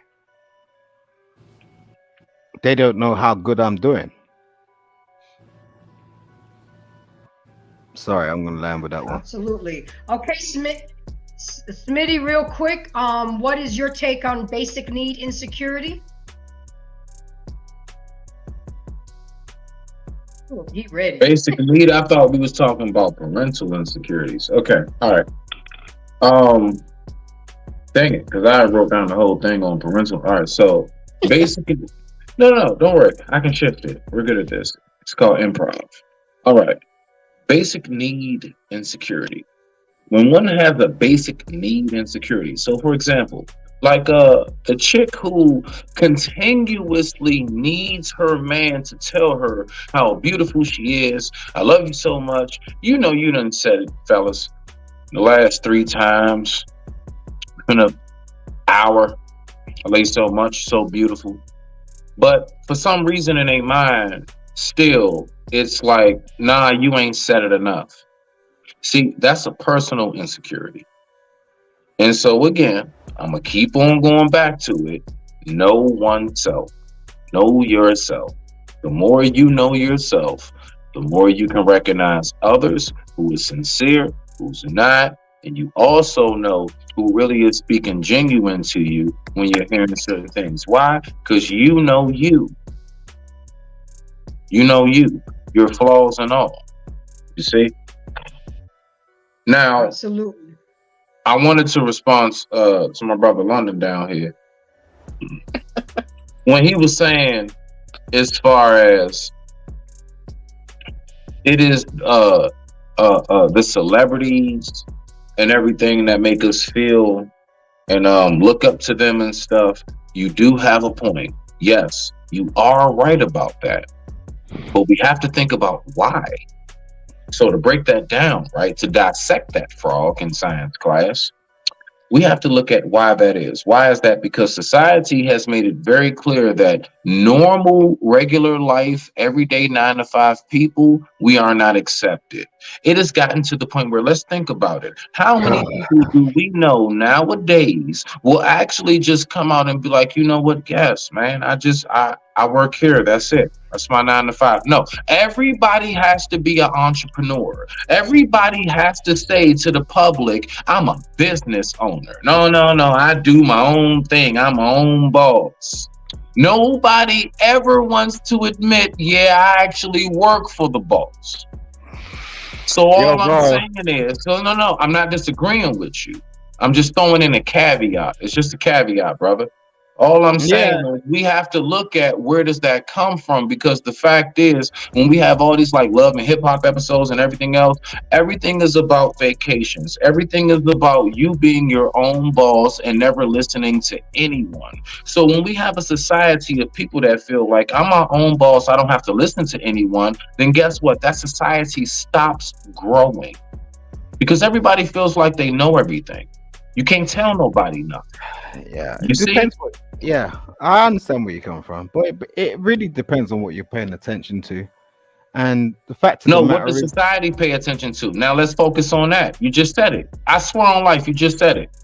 The fact is, society does not focus on the people who actually really dig their boots in the ground and put in work. Society focus on the celebrities. Society is more concerned about if your favorite celebrity is in the hospital, as opposed to if a hardworking mother or father or just an innocent child. We don't focus no, on none of that. So you're it right. don't. I'm just saying I agree. Rock out. Go ahead. Keep on It going. don't. Yo, bro, I love you, but it don't work like that. And you damn well it don't. You damn well know it don't work like that. Like at the end of the day, like it's horses for courses. Like so, Right. are you a thoroughbred? Like are you a betting man? It's like at the end of the day, it don't work like that. Like when we can spill this stuff all day long about sort of like the discrepancies in society, but the fact of the matter is if I turn around and I gave you $1 million, you'll turn into a completely different person overnight. Let me ask you a question. Would you say majority of people? Well, let me ask you this. Simon. Words matter. Yeah. Let me ask you this. Would you say, my London brother, majority of people nowadays are trying to emulate the 9 to 5 hardworking janitor or that plumber or that truck driver? Or would you say majority of people on social media and everywhere we see are trying to emulate the highest of the class, even though majority of the people out here in society are nowhere near that level? Which would you say that they're trying to replicate more? Where they're really the level that they're actually on, or the level that they actually want to be and fantasize about, but possibly will never reach? I can answer that. True. I think globally, and this is why I appreciate these panels, we oftentimes take an American lens and we globalize it. And we do not understand that America is one subset of the world. Mm-hmm. The entire world is not trying to overachieve. The entire world doesn't care about CEO status. The entire world doesn't care about bottle service. Most people are working just to provide for their immediate family and their community, overwhelmingly. Now, in America, in a hyper media-driven society that is always geared towards making you feel like you are not adequate or valuable unless you have the latest, or the biggest of the biggest. Here, truth. But that is not a global perspective, my brother. So let me ask you this, Brother Truth. Let me ask you this. Would you say that it's more wise for a man to fix the community before that man fixes his home, or vice versa? Like, which would you say would be the more wise advice to give to a person? So, hey, bro, you need to clean up your house before you do or say anything about anywhere else. I'm just asking a question. I think that it's always imperative that the man takes care of self first. Okay, so watch this. So when you start off bucks, when I say, and everything I'm speaking about is what affects us directly right here. I'm not talking about overseas. See, the fact is we got a problem right here. So the fact is, all I want us to do is stay right here, focus on what we need to fix. The fact is we got a big problem. And I believe that's the biggest problem with us as a majority of Americans out here. We're so concerned about everybody else's issues, whether it's the war in UK, what's going on in Russia, all this other stuff. The fact is, we got homeless people, we got people in the slums, we got people that need help right here. Okay? So let's focus on this. Let's focus on right here. Address right here. Let's address right here. I don't want to talk about what the rest of the world do and everything else, because the fact is, no matter how many times we try to give the examples that, hey, look, they ain't doing this in other countries. They ain't doing this in other cultures. I'm one of the main people that say that, but guess what? Our people still refuse to take those factors into play in how we function and how we move. You know how we want to do things? How we do things in our community. So I'm going to address it how we move. Now address that, Brother Truth, please. I will definitely do so. Thank you. So I find it that it's most beneficial if we're going to be like children. And what I mean by be like children is to recognize that our position in the world is very much like a teenager. So if I'm going to compare our society to societies that have developed over thousands of years and still in a lot of ways outperform us academically as well as progression in family, I would be foolish not to derive some of the benefits that are their foundational truths and then take our innovative approach to life. America is a deterioration from a cultural perspective. So as we are amazing when it comes to entertainment and some levels of sports and things like that, we are horrible when you talk about the character fiber. And that's what I was speaking to. I do agree that we need to address what is immediate, but a lot of the problems that you see that are immediate is because we have detached from the humanity that is global. Most countries are pushing to make sure their citizens are benefiting from character, family, integrity. We do not do that. We are a capitalistic, materialistic. Straight facts. So that's what I'm speaking. Smitty, we're so worried about materialistic shit. We're so shallow that if you was, I'm half Dominican. So I remember going to the country where I had to go to an outhouse. I had to bathe in the river. We ate the eggs in the morning from the chicken that morning. We drank the milk from the cow, and they had to boil it. We are so spoiled. And you look so beautiful now that I see you eating off the land. Look at you. Look at you. All these years eating off the land. Look at what it's done for your skin. Look at what it's done for your glow. Go ahead, continue. The point is that we are in this bubble, the United States, and we just don't realize that we worry and prioritize such shallow shit. Yes, we have to take care of home first, our home. Charity starts at home. I agree with you. How the hell the Ukrainians can come here and get housing, get everything they need just because their country went to war, but we got homeless people here. Instead of building jails, let's build more schools. All these abandoned malls, let's make them homes for the homeless. But no, we just want to keep making more money. We want to keep the sweatshops in China. It's crazy. I agree with True and I agree with Smitty, but our problem is, like my dad used to say, USA, us stupid assholes. All we do is worry about stupid shit, but we don't worry about our people. We don't worry about eating. I mean, half of us ain't even woke. We got so distracted with this submarine bullshit. Did y'all realize that a new bill was passed and now they're going to sell meat in our supermarkets that are grown in a laboratory?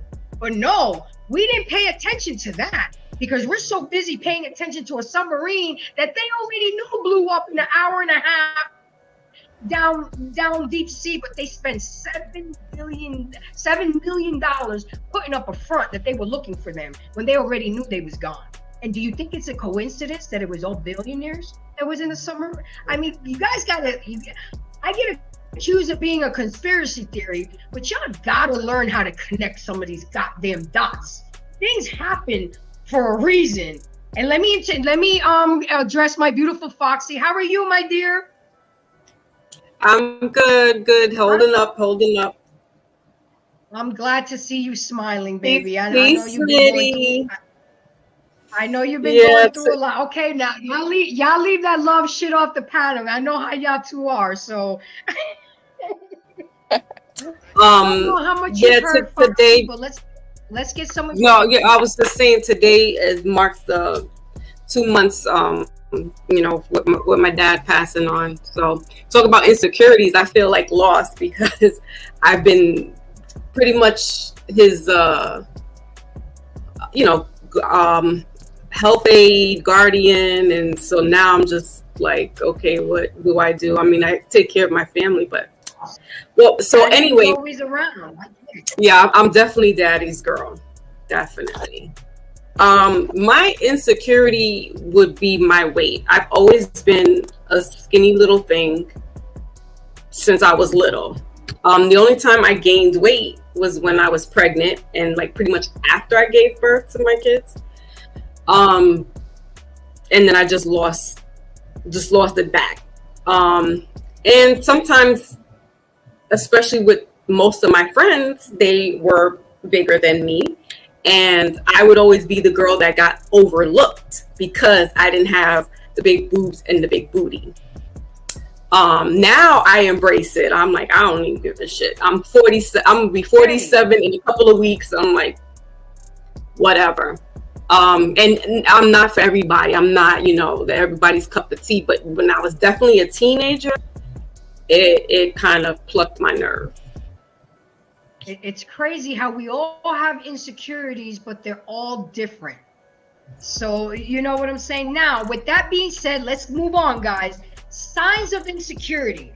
Some forms of insecurity are easy to spot, and y'all know that, while others are more concealed. People who conceal their insecurities generally want to limit exposure to judgment, but avoidance behaviors only perpetuate the insecurity.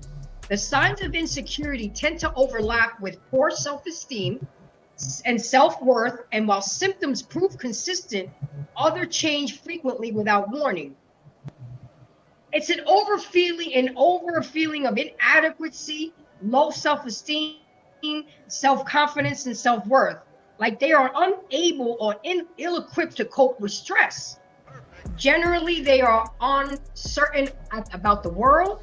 They're anxious about their relationship and with others. Poor decision-making skills and limited ability to choose quickly. Being overly critical of yourself and other people. You try to portray yourself as an overly confident person and you mask how you really feel. I'm gonna give you a quick example. I used to laugh off my fatness. When I would get teased about being fat, I would turn around and joke about it. Inside, I was dying, but I had to play it off because I'm not gonna let you know you got to me. Another thing is perfectionism, to the point where you're never satisfied. A strong desire to be alone and avoid social situations. Struggling to believe others build strong relationships based on mutual trust and understanding. And poor communication patterns that focus on other person's needs and wants more so than your own. So these are all signs of insecurity. And I know we've all displayed these signs at one time or another. Again, my awesome panel and embracers, it's not our insecurities, but it's how we deal and cope with our insecurities is the biggest issue, and why me and Gary decided to do this show, because people have allowed their insecurities to come between their jobs, to come between their relationships, to come between their money, and it's crazy. We have to learn how to deal with our insecurities. This is why I have to week we're Grace. going to get into the biggest insecurities that women have. Yes? Um, And we're what going to you get just into said. the biggest Oh, insecurities go that ahead. men have. Go ahead. Me, you talk too much. You want to go? Yeah, no. Thank you. I'm glad that you're starting to learn me and recognize who I am. See, that just lets me know that you're starting to get used to me. Thank you, sir. I appreciate that. All right, let's rock it. So, Grace, I just want you to let me know when I can tap in on exactly what you're saying, because I didn't want us to go too far, because I want to say something that's very, it touched my heart on this, because you said something. That's okay, real quick. Well, you already started, so let's go. Rock out. When you're talking about Rock the out. insecurities, all right? So most of y'all know, some don't, you know. Of course, last year I was ran over by a train. Once upon a time, I was a 6 foot tall man. Yeah, I was ran over by a railroad train. I wasn't in a car. That was just me and the train. You understand? And I lost both my legs. So I'm a double amputee. I got prosthetics now, right? But like when you're talking about these insecurities, and Grace, when you're talking about like laughing off when you was fat, I shit you not. I do that every day.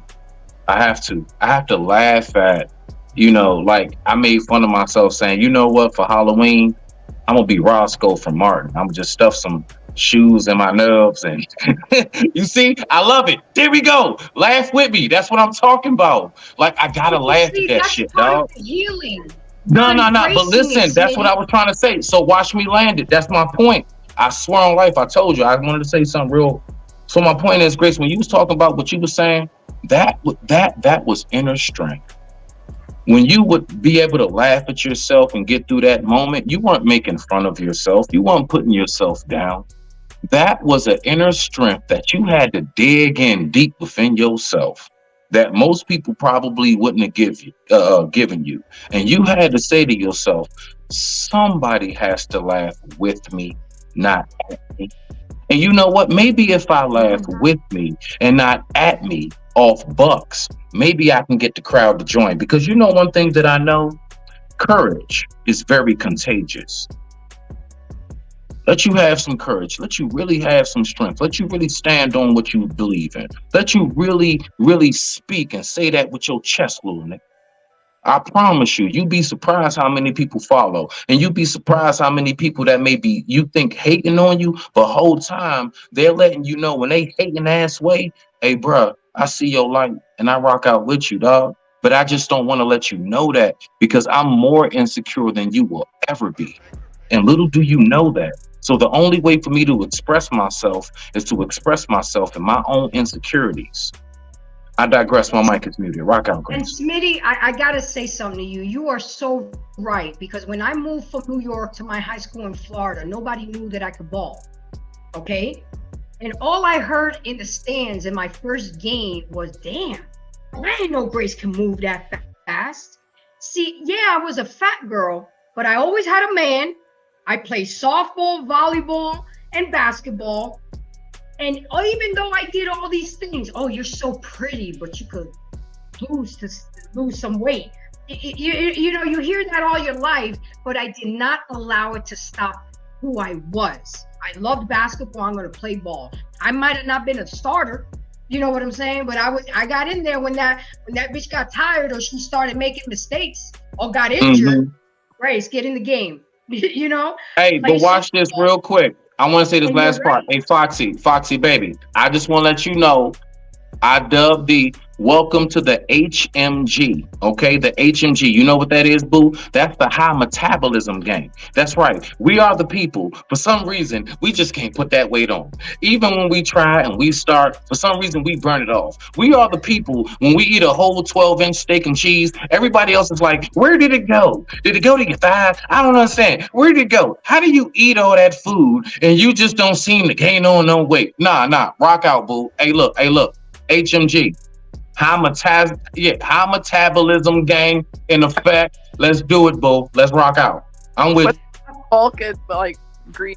Okay, true. So let's get into it with you. With the signs of insecurity that I talked about, would you agree with it? What do you have to say on that? with the well, first and foremost, I want to say I'm glad Smitty, survived his accident and that he's still with us. Absolutely. So blessing to that, my brother. Yeah, I think we touched on it earlier in the broadcast that there's a transition from your adolescent, through your adolescence to your adulthood. And definitely you get most of these interactions in your adolescent and you start to learn to navigate through the world because you have a self-image of self, or value system of sorts, but then you have to go out in the world and then battle what people are trying to attach to you. So maybe you're the athlete, maybe you're the pretty girl, maybe you're the dumb guy, maybe you're the smart guy, and people chameleonize themselves at certain points, because you're developing, you're learning. You have to, and then it takes a lot of maturity, a lot of development to figure out how to attach to oneself, like Smitty's been saying our broadcast, how you perceive your value, and there's different things you do. You'll laugh it off. In my neighborhood, you have to be slick with the mouth. So somebody run their mouth and say something, you already had to have 5 comebacks, 10 comebacks. Didn't matter who it was, anybody could get it, and you learn, so nobody could come at you, and then eventually they bow down. So yeah, you learn how to navigate. But I digress. My mic is muted. All right. Okay, Gary, you've been quiet for a minute. So everything that I spoke about, the signs of insecurity, what's your take on it? You're muted. You're on mute. Gary. Can you hear me now? Testing 1 2 testing. Can you hear me? Yeah, we can hear you now. Okay. So Yep. a lot of what you said, I definitely agree with. I think that clearly different people have different insecurities. I definitely echo a lot of what True said.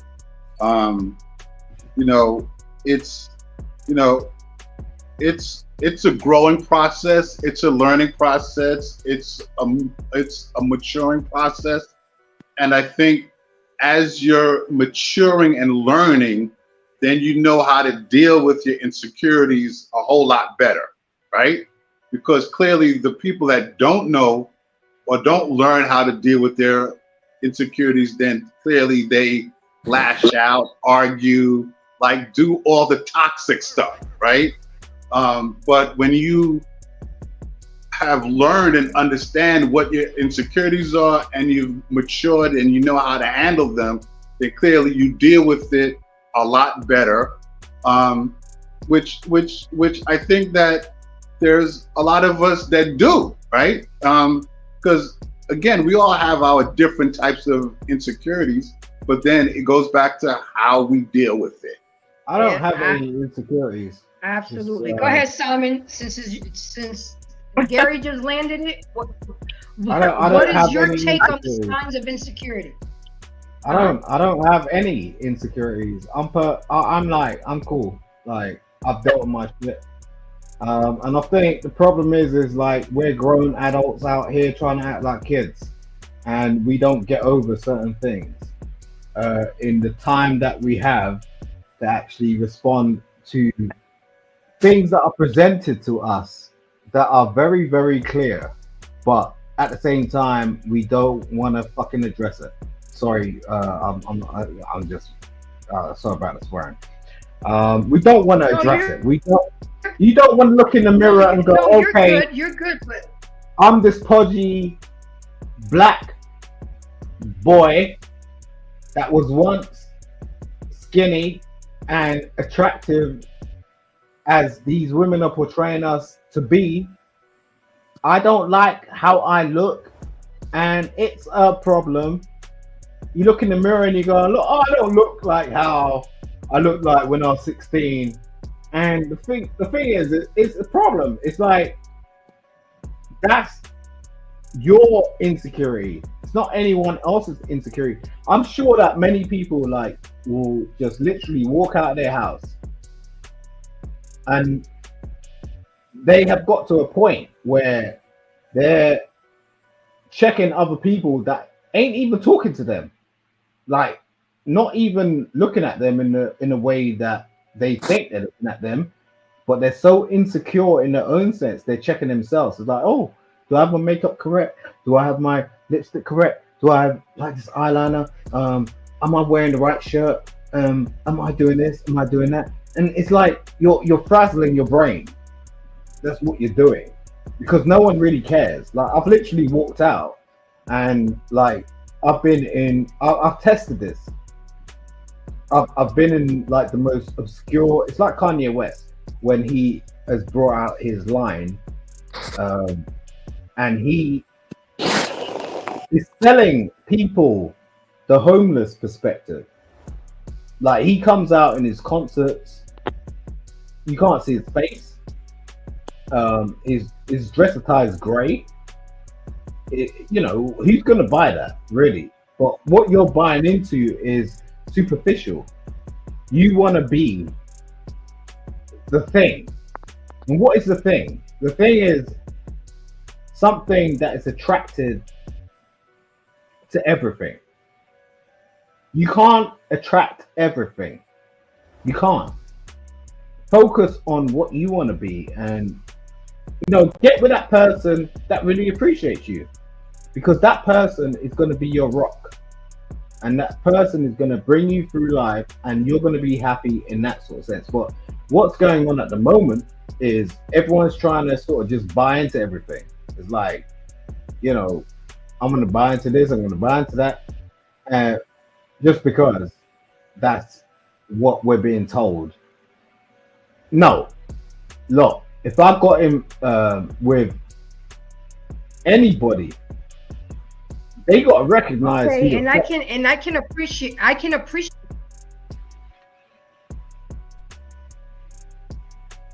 But what I also want to mention to you, Simon, is I hear you when you say people need to do this, but I need you to show some empathy and some compassion, because not everybody has the courage or the strength to get over shit.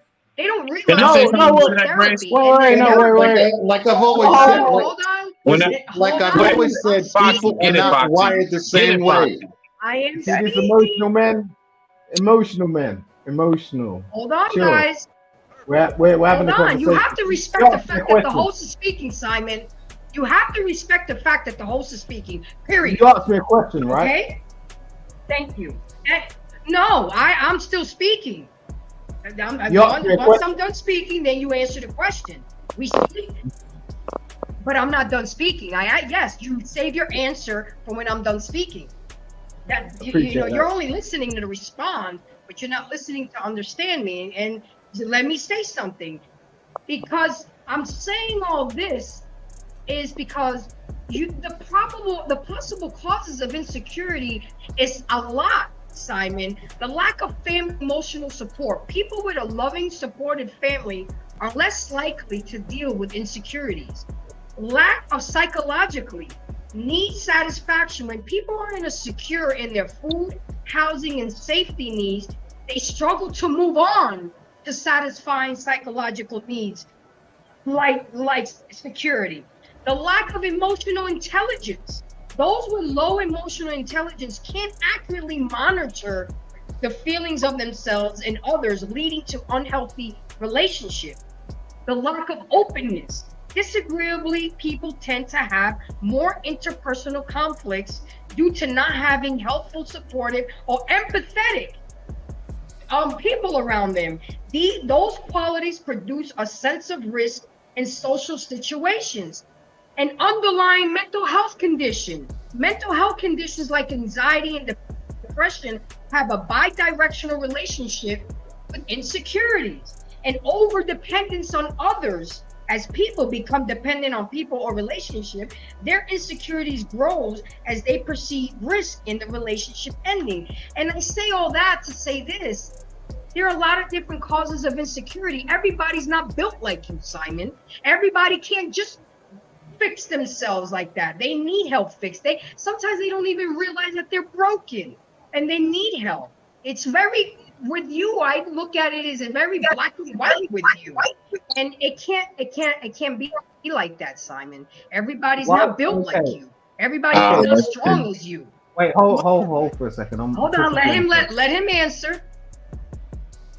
Why do you say that? Why do you say everybody's not built like me?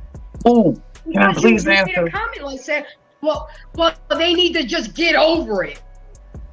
A lot of people don't know how to get over it. A lot of people don't even know they have suppressed trauma. No. No, wait, hold for a second. I'm just saying. Hold on, Smitty, because I got it. Rock out, Grace. You got it, boo. Just let me know when it's my turn. Let me know when I turn the gun out. Okay. I want to gun out. Smitty, I love you, sure. Like, I'm just saying, we're having a conversation, all right? Hey, I'm smoking a cigarette right now. You got me so I don't smoke. Yo, I don't do smoke that if in you my need house. to. I go outside. Do what No, you need I to don't do. smoke in the house. Whatever, I'm just saying. But go ahead. We all come from the same place, right? As far as what? Do we come from do we not we all come from? That's No. That's where the we human all race started. no. We all come from the woman. Well, we actually come from the loins of a man, but that's neither here or there. No, that's wait. No, hold for a second. That's another conversation. Like a in woman terms is of, just an incubator. Okay. No. You carry life, the seed Really? of life. Really? Men carry the seed of life. Yeah, really. A woman's just an incubator. That's not another conversation. That's part of the conversation. What she said is part of the conversation. Why you cannot seclude what she just said. Yeah, I understand where you're coming from, but I'm just saying, at the end of the day, we come from women. Period. We don't come from men. Do we? Do we come from men? Are you going to tell me we come from men? Please do. Exactly. Yes. My daughter came from my balls. That's correct, sir. That is correct. That is correct. No, yes. You have a complex. That's what's going on. No, her mother is nothing but. Uterus. Can I interject? Because my mic may not keep going. Go ahead, Leanne. Thank you. My internet sucks. I've been getting dropped, and then I go to speak. Get it in before your South African internet go off. Come on, baby, get it in. Get it in. No, all right, this is the thing. That's wrong. This is my take on what's going on. I've missed half of the conversation because it cuts out.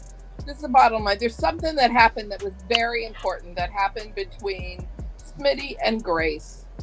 And what that was relatable. When somebody understands somebody else's insecurities and they recognize, they see themselves, even if the insecurities don't match, that's the thing that connects people. That's the thing that makes people grow. That's the thing that makes people see themselves in somebody else's unhappiness or difficulties. And like Grace is saying, that is the empathy, and that is the thing that connects people and makes them understand as they're walking through this world that somebody can be a freaking supermodel up somewhere, and those insecurities that person has that nobody even could conceive of makes that person human and like you. It makes everybody start to understand everybody a little bit better.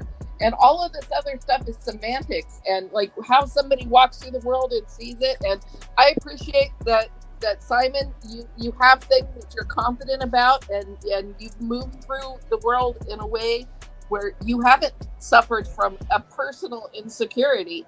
But there are people in this world that do, and whether you share that insecurity or not, it's important to recognize that, this is an invisible thing that not everybody, we could be looking at Smitty on here and I wouldn't know what he shared with us until he shared it. I didn't say, wait, I didn't say anything about I ain't suffered insecurities. I've always wanted to know you what said happened. You don't have any insecurities. I didn't want to ask, Smitty. Huh? You almost said you was perfect and you caught yourself. You almost said, "Oh, I'm perfect," and you caught yourself because you was about to say. Are you serious? I don't know. Let me say something to you. I did. Let me say something to that, please. I beg of you, let me respond. Oh, wait! But I have my hand up. Oh, my bad. Okay, when you're done, Lady Foxy. No. Ladies first, love. You got it, boo. Come on now. You know it. When you're done, I'm gonna go after you. So it's really It's really quick. To the comment that Simon was mentioning about with entertainers and people, I'm sure I'm going to be misquoting him, but here's the thing: not a lot, majority of people, especially during these days and times where there's internet, there's social media it's readily available. The people that are looking at these actors, actresses, entertainers, these people have insecurities.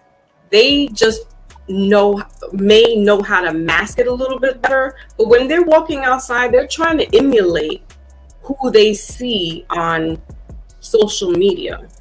You just don't know that they don't have it in that. It doesn't show that they have an insecurity. But 8 out of 10, these people have some form of insecurity, and this is why they look outside of them, and they look to social or these entertainers as a buffer, if you will, that they can aspire to. But in reality, they do have some form of insecurities. I think mostly everybody does.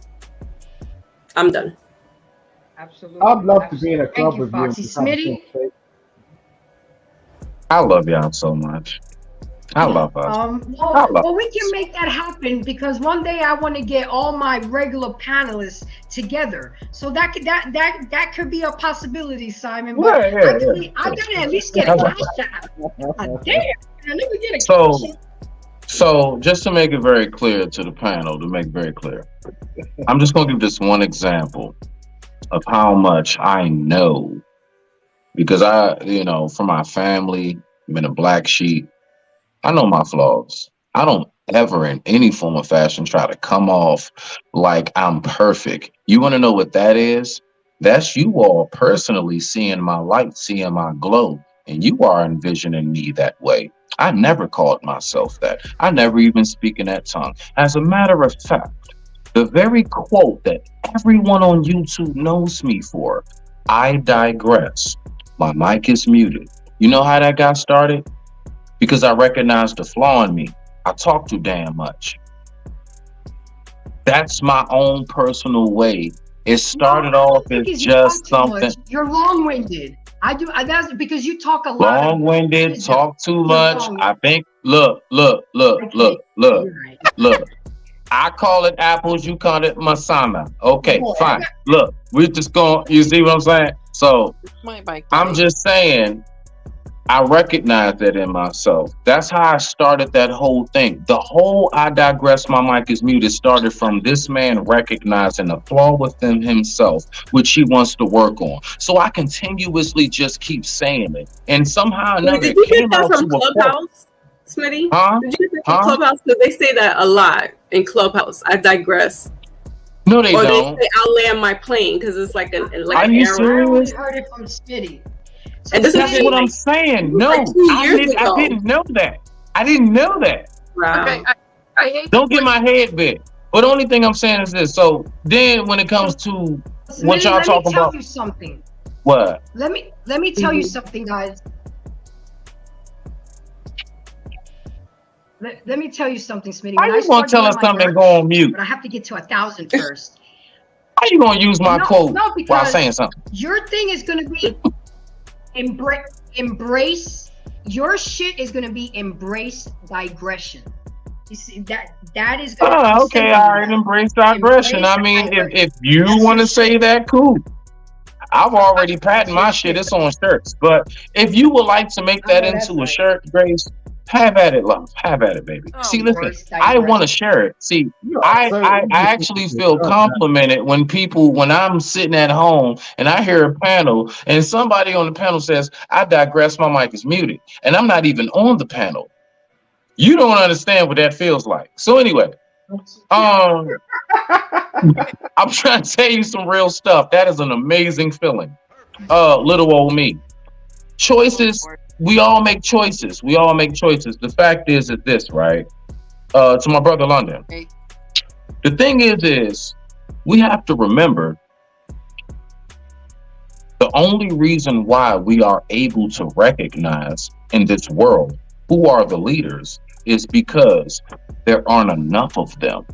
And that is purposely designed. It don't matter how effed up it may be. Only a fraction, only maybe a quarter of humanity, whether women or men, are going to be of that true leadership quality and aura and walk of life. No, it's because you're stupid. I mean, the fact of the matter Can I is, just finish? Wow. Can I just finish? yeah, you can. I mean, yeah, no. Whatever you gotta say, I mean, hey, whether I agree or not, I'm going to give you the respect of saying what you gotta say. Cool. My man. So all I'm saying is, majority of people on planet Earth. I have to do that. Why you do I that, didn't mind. Grace? Go ahead. Majority of people on majority of respect, Grace. No.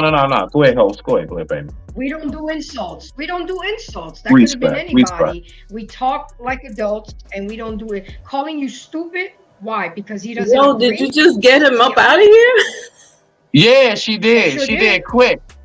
I thought he had bad connection real quick or something. Right, I have my head out. Yeah, nah, Foxy, Grace did that. I'm setting precedents early. Y'all don't know. If y'all see me to the side, I'm moderating. I'm in the chat. I'm doing a lot of shit because I'm flying this plane by my goddamn. Well, then, Grace, you need to change that little name. We do not display sign language here. Grace, change the name underneath you. Take that out. That embrace the Grace. Change it to American_Sniper. Boom. Yeah. Right there. That's it. But anyway, but no, all I'm saying is to land it real quick. Let me just finish what I was saying, Grace. Please. All I was saying is majority of the world, majority of people are not leaders. Majority of people, believe it or not, we may look at them as like insecure or, oh, you're just a follower, but believe it or not, majority of the world is to be of a herd mind. Yeah, of a herd mentality. Now watch this. The fault does not lie on the herd. The fault lies on those small chosen ones to be the leaders, to be the shepherds of the herd. Those are the ones who truly will be called to account. Those are the ones who truly will have something to answer to, more so than the person, because we all know, like, for example, the saying, God protects who? Babies and who? Fools. Okay, now the fool is not a person who doesn't know anything. A fool is a person who is simply not knowledgeable of what it is that's going on around them. Like, I'm a fool if I'm in a rocket science lab. I'm a fool. I don't know nothing going on here. So that's all I wanted to say on that. So we got to remember that it's more so about the leaders in this world. It's purposely designed that there are more lioness than male Simbas. And that's just what it is for a reason. I digress. My mic is muted. That's all. Thank you, Grace. So, okay, I have to address this because I'm HR too. On my page, it says we do not display sign language. And I stand on what I fucking say. We don't insult each other. And calling somebody stupid is an insult. So I had to do what I had to do. So anyway, moving on. So with that being said, let me tell you what the effects of always feeling insecure can do to a person. The effects of occasional insecurity are challenging enough, and the added consistency of always feeling insecure can and will significantly wear down someone's self-esteem and worth. Effects that are common when feeling insecure, they're never going for that promotion at work or becoming dissatisfied at your job.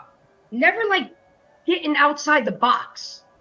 You know, that's what being insecure can manifest into. Thinking you're not good enough to seek out a happy relationship.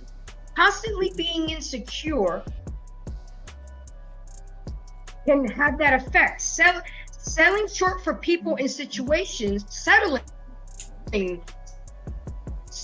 This was an important one. Settling for people and situations that don't satisfy you physically and sexually because you're always feeling insecure and worrying about what other people are out here to hurt you. So guys, it is a domino effect. We have to learn what our insecurities are. We have to learn the type of insecurities we have.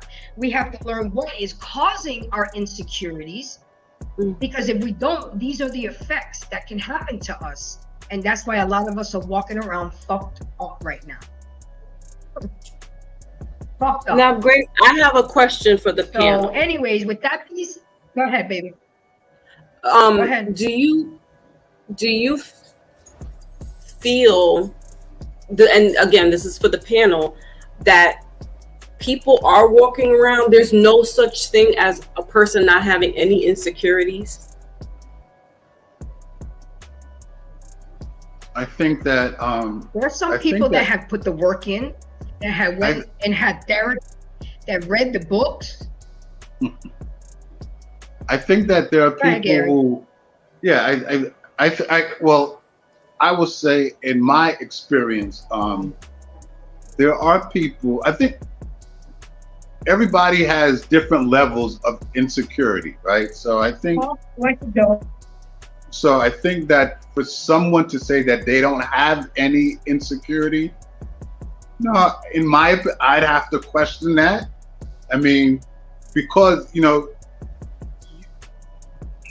at this age, most of us are insecure about something. Now, it doesn't necessarily have to be a major insecurity, right? But there's something, right? It could be a tiny insecurity, but it's still an insecurity. But it's not something that, you know, is going to affect how you live your everyday life, right? It's not something that you're going to, I guess, go tell people, or it's not something that you're going to harp on every day. Because, I mean, there are other insecurities that people have that, yeah, they harp on every day. It sort of interrupts their daily life, their mental, their mental health, their spiritual health, so it's a bit different. So to answer your question, seep out to their children. Yeah, right. So I think it varies for some people, but I mean, I think that everyone has some type of insecurity, and it could be very minute, right? So, and for someone that may have a minute insecurity, to them, they may think it's nothing, and that's fine. I mean, because we always look at the people, or what's always shown is the people who kind of voice their insecurities and show their insecurities. Mm-hmm. Yeah, I was just asking because the guy Simon was saying that he didn't have any insecurities, and I'm like, listen, we're all at a certain age, just like Gary said, like it may not be at a high level type of insecurity, but to say you have none, I mean, I'm like, wow, that's pretty impressive, or you're superhuman. Yeah, I mean, nobody's perfect like that. I mean, we have, I'm sure, you look in the mirror and you know what? Hey, I think my belly's getting big. I need to lose it. That's a little insecurity, Right. That's a little insecurity, right? So, but it's not like it's going to day to day so severe. Yeah. So I mean, but I always say that people are wired differently, right? And and I believe something that Truth said and Grace said is that when we growing up as kids, we're brought up in a household from what our mom and dad teaches us. And that kind of affects us, and it sort of sets our mental state, right? So it lays the foundation. Right. So each of us may deal with things differently, even though we may, we may have come up in a household that is loving and caring, but you may be the black sheep, right? The brothers and sisters may get everything, but you're the black sheep.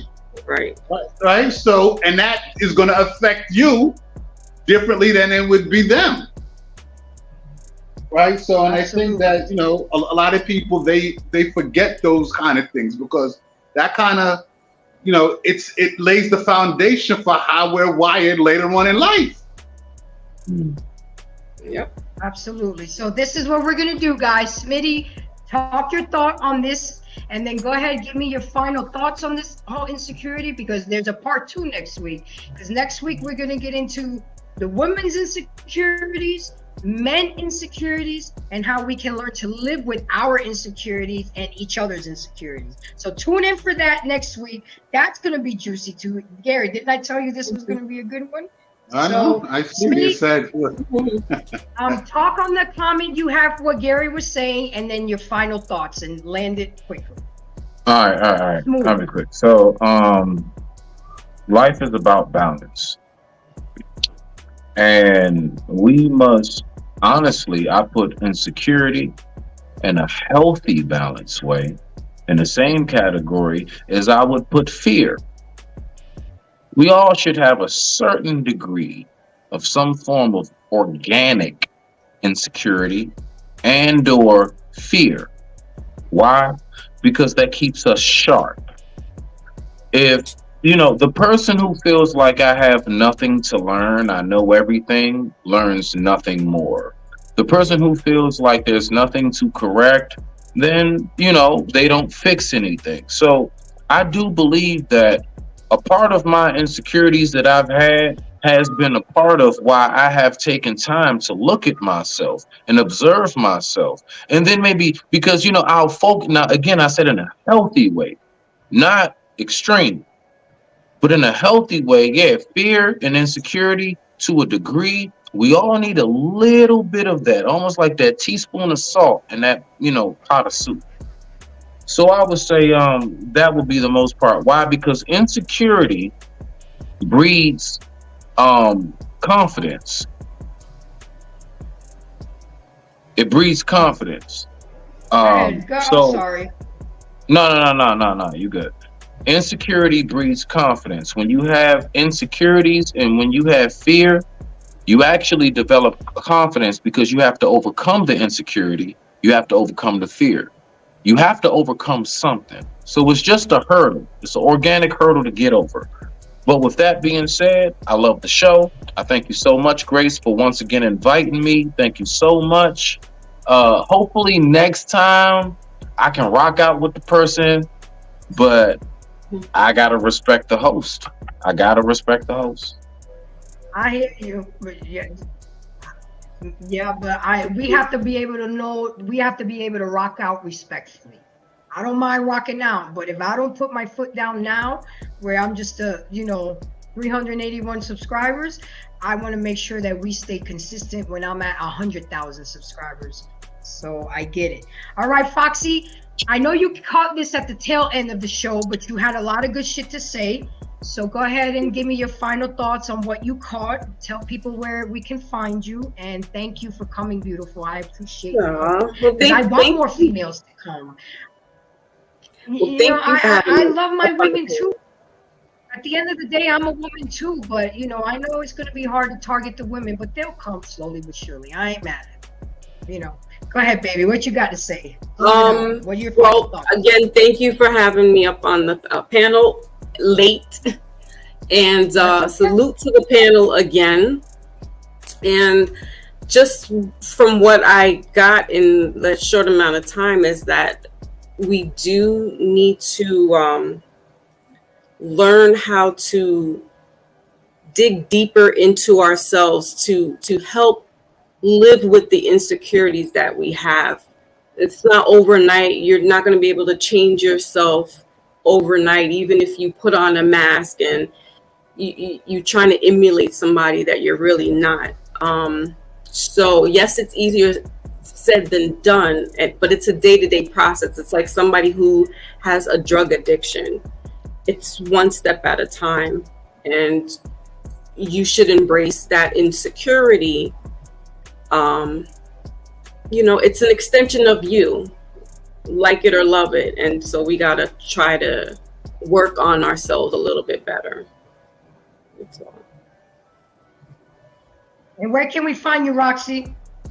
So Foxy Moon premieres usually Wednesdays. I haven't been doing any readings because, like I said, with the death, my head's not there. But I have come on and done some lives. And then I also have another channel that's Inside Foxy's Mind where I have conversations just as this. But yeah, you guys can find me Foxy Moon Premieres, YouTube. I also have IG. It's Foxy Moon Spiritual, Foxy Moon _ Spiritual Alchemist. I'll put that in the chat, and that's where they all can find me. Awesome. Okay, Gary. Again, thank you for showing up consistently. We're going on seven months now, so I appreciate you rocking on with me.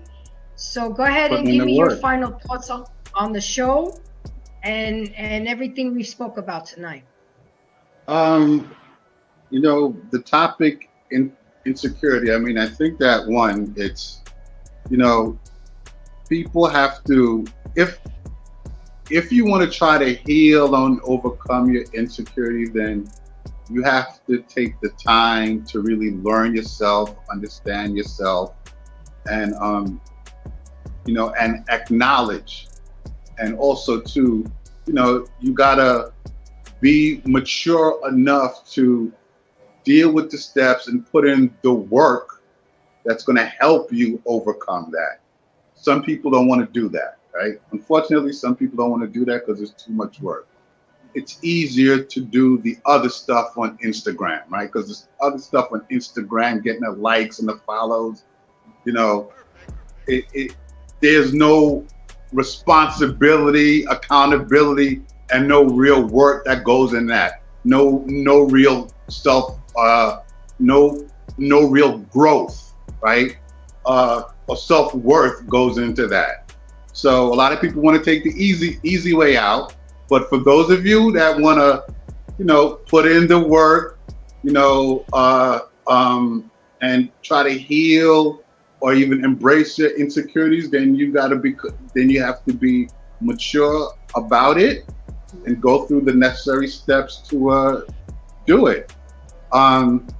You could find me on Boardwalk Global Media. We have a couple of shows that we do every week. Our main show is The Real Discussion, which comes on Friday nights. The Real Discussion with Rock Logic, hosted by Gary D and Robin. That's from 8 p.m. to 10 p.m. Right now, we're on hiatus because we're moving to a bigger new studio. You could catch us on Facebook at Boardwalk Global Media, YouTube Boardwalk Global Media, Instagram The Real Discussion, and Facebook The Real Discussion. And I just want to give a shout out to Claudia Perez, who has a show on the Boardwalk Global Media Network. She actually won her district leader spot in Harlem today. Wow. So we have a political candidate, people. We have a political, so awesome. We're not playing games. This is real. We really affecting the community, right? So it's not just about doing these different podcasts and just talking about it. We actually doing it. Absolutely. And Grace, we support you 1,000,000%. Again, welcome to the Boardwalk Global Media family. You're a part of it, and we'll be back next week for part 2. Don't even miss that. I know that's right. Okay, so just to touch on a couple things. Thank you everybody for coming. Thank you for the comments. Didn't get a cash app yet, but I know that it's coming soon because I'm not giving up. I believe in this channel. I don't pay people to get people kicked off. I don't pay people to come. I don't ask for money to come on the panel. I don't do all that. I want you guys to give and embrace willingly, wantingly. And if it doesn't come right now, it'll come later because I believe in my shit that I'm doing. And people like Gary that believe in me, and Smitty and Foxy, the JVJ Network and Lapeef Network, and everybody I'm working with, because it's not about what you know, it's who you know. I'm networking with people that want to network with me, and I'm going to grow organically. So with that being said, my final thoughts. Look, people, we all have insecurities. It's a universal experience. But not all people experience insecurity so intensely that it disrupts their life and ability to function. If insecurity is creating unwanted impacts in your mental, social, or physical health, it could be time to take action, address the issue with professional support and assistance. I was going through some shorts and I heard something. She's a very young girl. I don't know who she is, but I do have to give her a shout out. Her name is Spencer Barbosa. Young girl. And the fact that I learned something, you never stop learning. Right. As long as you're breathing, you never stop learning. This girl must be in her early 20s. And you know what she said? She said, "Are you secure? Or did somebody else make you feel insecure?" Be in love with yourself. Hating yourself isn't humble. It's stupid. I'm gonna say it again so you guys can see it. Okay, I was gonna show you the video of her, but I'm not a master yet on videos, and I didn't want to do her like that. But I was gonna give her a shout out. Her name is Spencer Barbosa. Go check her out. Okay, because for being so young, this shit is that on YouTube, IG, or TikTok? YouTube. Okay. YouTube. It hit my soul. I embraced this shit right here. I'm gonna say it again. Are you insecure, or did someone else make you feel insecure? Wow. Be in love with yourself, because hating yourself isn't humble. It's stupid. Now that's where we can use that word appropriately. Right. So with that being said, sit on that. For you guys that are getting ready to watch us next Monday, if you have to watch the replay to refresh yourself, but next week we're going to talk about the biggest insecurities of women, the biggest insecurities of men, and what we can do to embrace our insecurities and mend them. You can find me, of course, here on Embrace the Grace at YouTube channel, Instagram, Embracing the Grace, TikTok, WhatsApp, Snapchat, all of it. I'm all over these streets. Y'all ain't gonna get enough of me. Watch. Don't believe me, just watch. Okay? If y'all can feel the excitement that I have for this channel, y'all will have the same excitement I do. I know Gary does. You know, I know a lot of other people do, and I do want to say give a shout out to the JVJ Network. Thank you for giving me the opportunity of a permanent spot on Thursdays at 8 p.m. I do be streaming with them, so you can find me on the JV. See, I got to get used to that, and I got to get used to the global. I know you're looking at me. Boardwalk Global Media and JVJ Network. I got to get it used to. You're absolutely right, sir. You live all over the place, Grace. Absolutely. Because I believe in this, I believe in myself, and I believe that I'm doing good. This is my calling. So I've embraced my grace. Now I need y'all to embrace me. So thank y'all for coming out. Thank you, guys. See you next Monday. Gary, I'll talk to you soon. Next Thursday. You said Monday. Yeah, right. Okay. Oh, next Thursday. Okay, next Thursday. That's why I got a co-host and a co-host. Bye, guys.